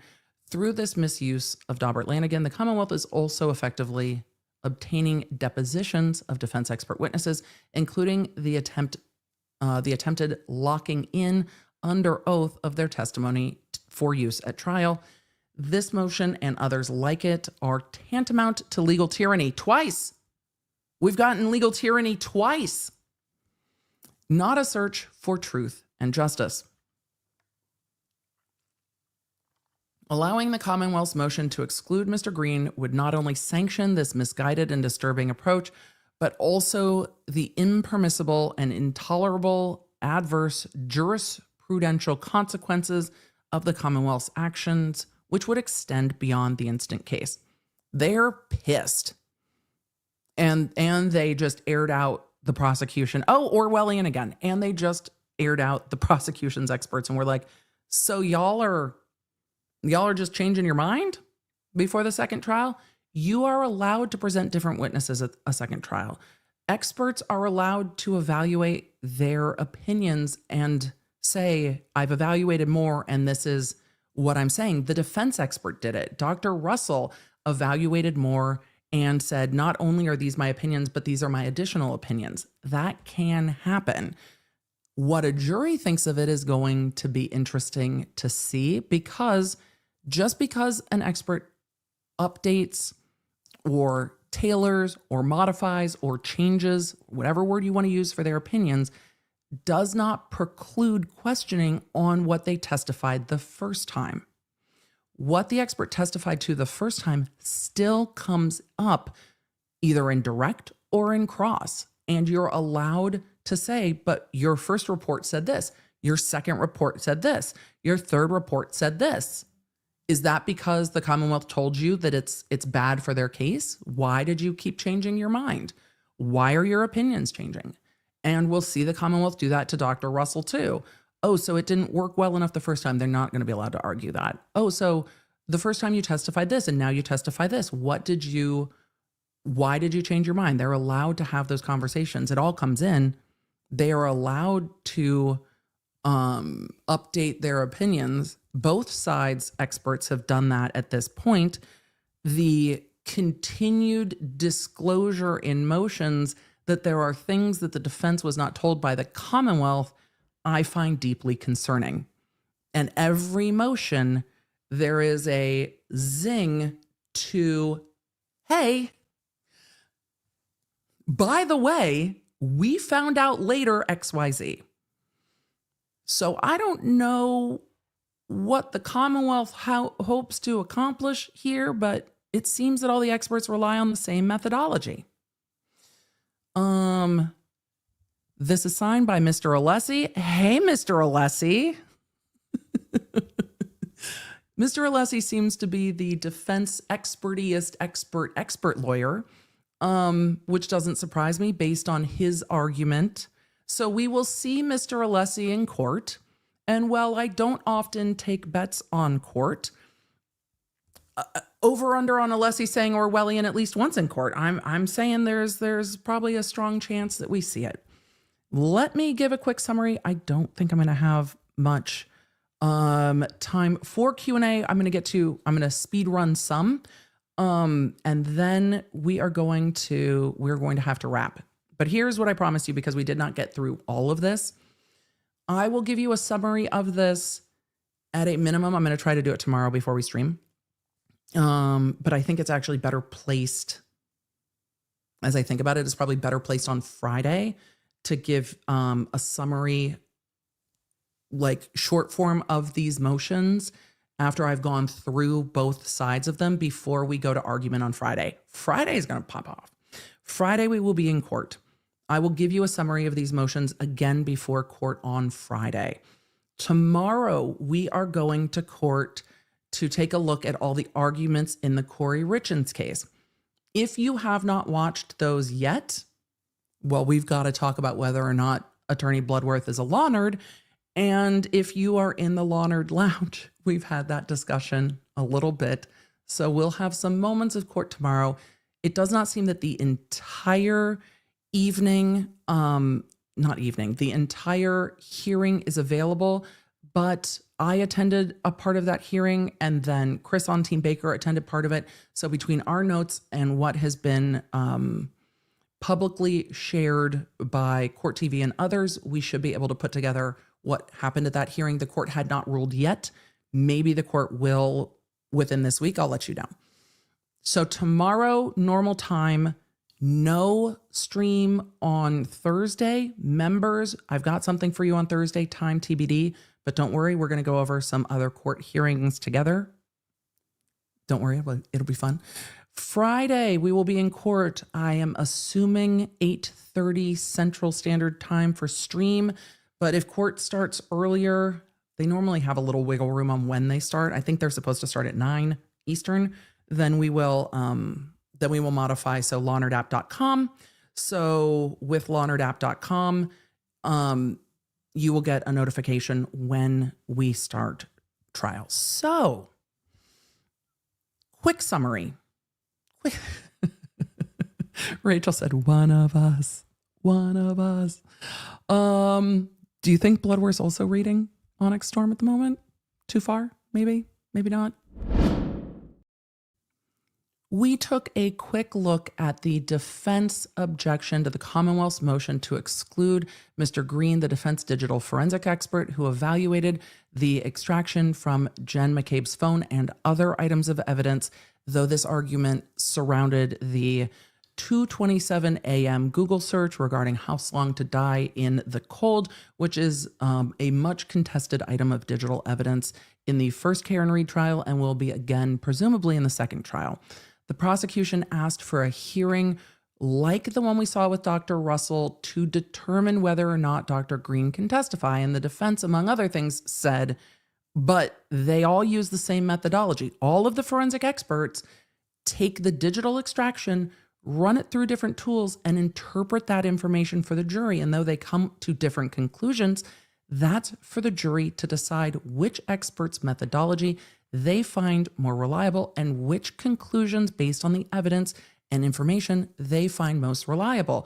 Because we see this in every case with a battle of the experts. Experts can look at the same information and come to different conclusions. That doesn't guarantee a Daubert hearing on whether or not the methodology is scientifically sound. And the defense pointed out all of the experts are using the same methodology. They also said that we are getting into the danger zone of the danger zone of judicial tyranny or legal tyranny, danger zone of legal tyranny, and referenced I don't think they said the word cynical, but that was the implied, the cynical efforts of the prosecution to forestall this expert from testifying as dystopian and Orwellian. The defense is not happy with this motion and are asking the court to deny the motion and not even have a Daubert hearing for this expert. And they also threw some shade at the prosecution experts saying, and now their opinions have changed, and mentioned that the prosecution's police expert Detective Guarano did run Jen McCabe's phone through two different through two different analyzer programs.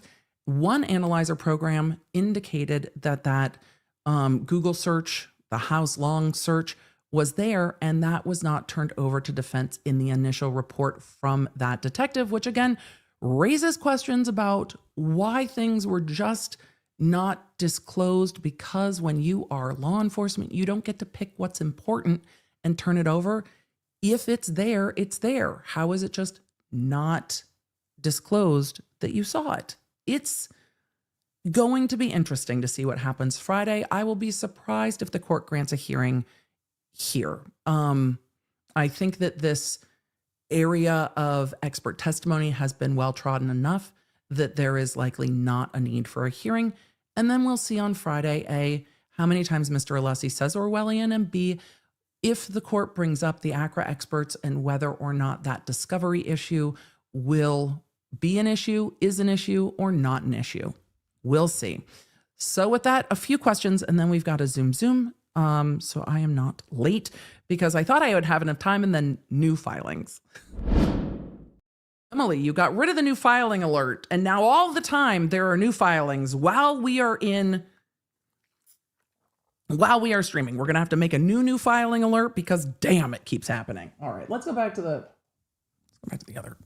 You know what? The bra lights are appropriate. Oh, Emily, wrong button. Bruh. The bra lights are appropriate at this point because chat. Bruh. Like.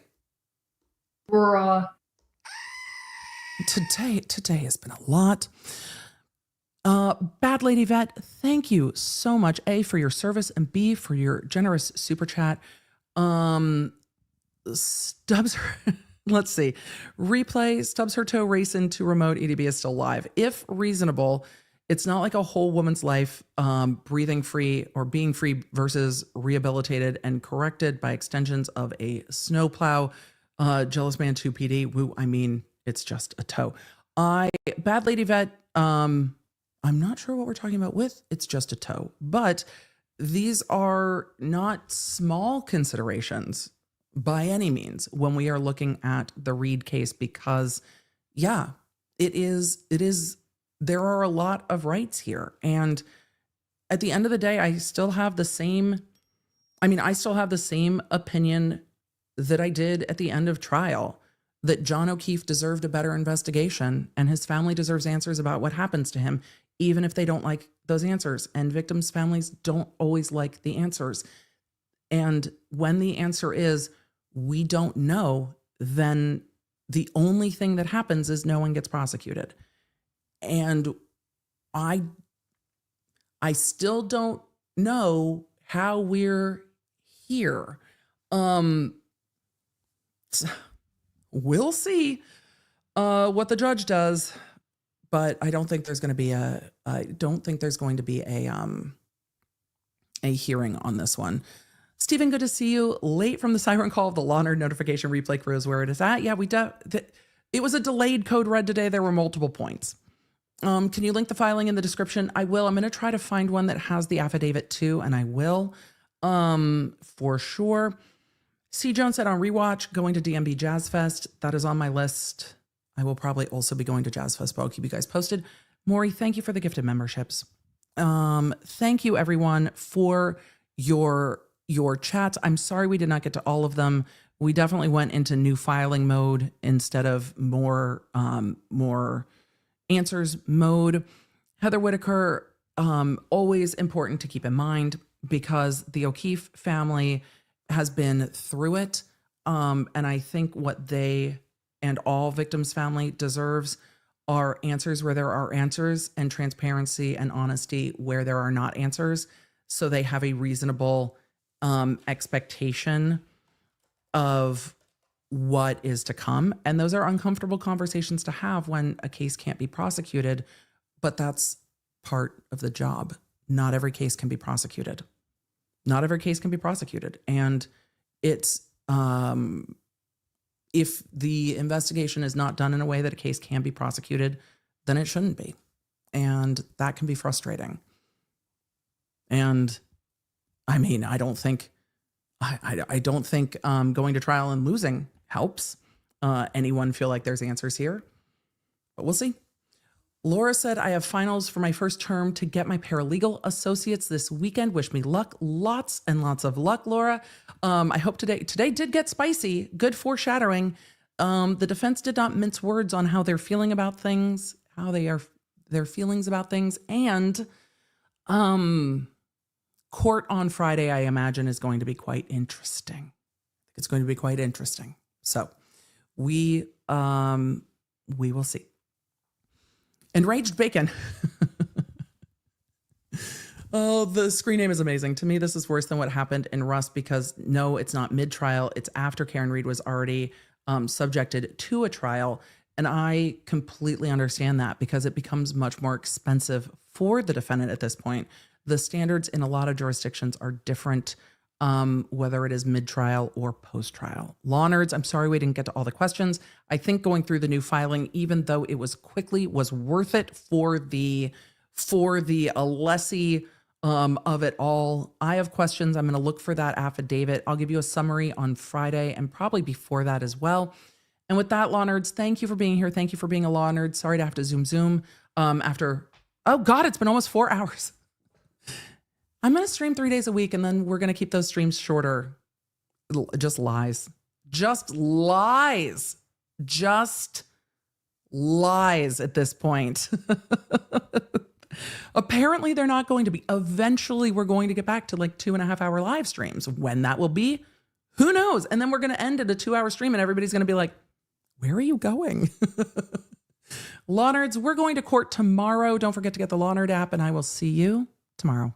Thank you for joining me. Make sure you don't miss a live stream or any of the updates on the cases that you care about most with the Law Nerd app at lawnerdapp.com. It's a free download on iOS and Android so I can keep you in the loop because you never know when something's going to pop off. Thanks for being here and thanks for being a Law Nerd.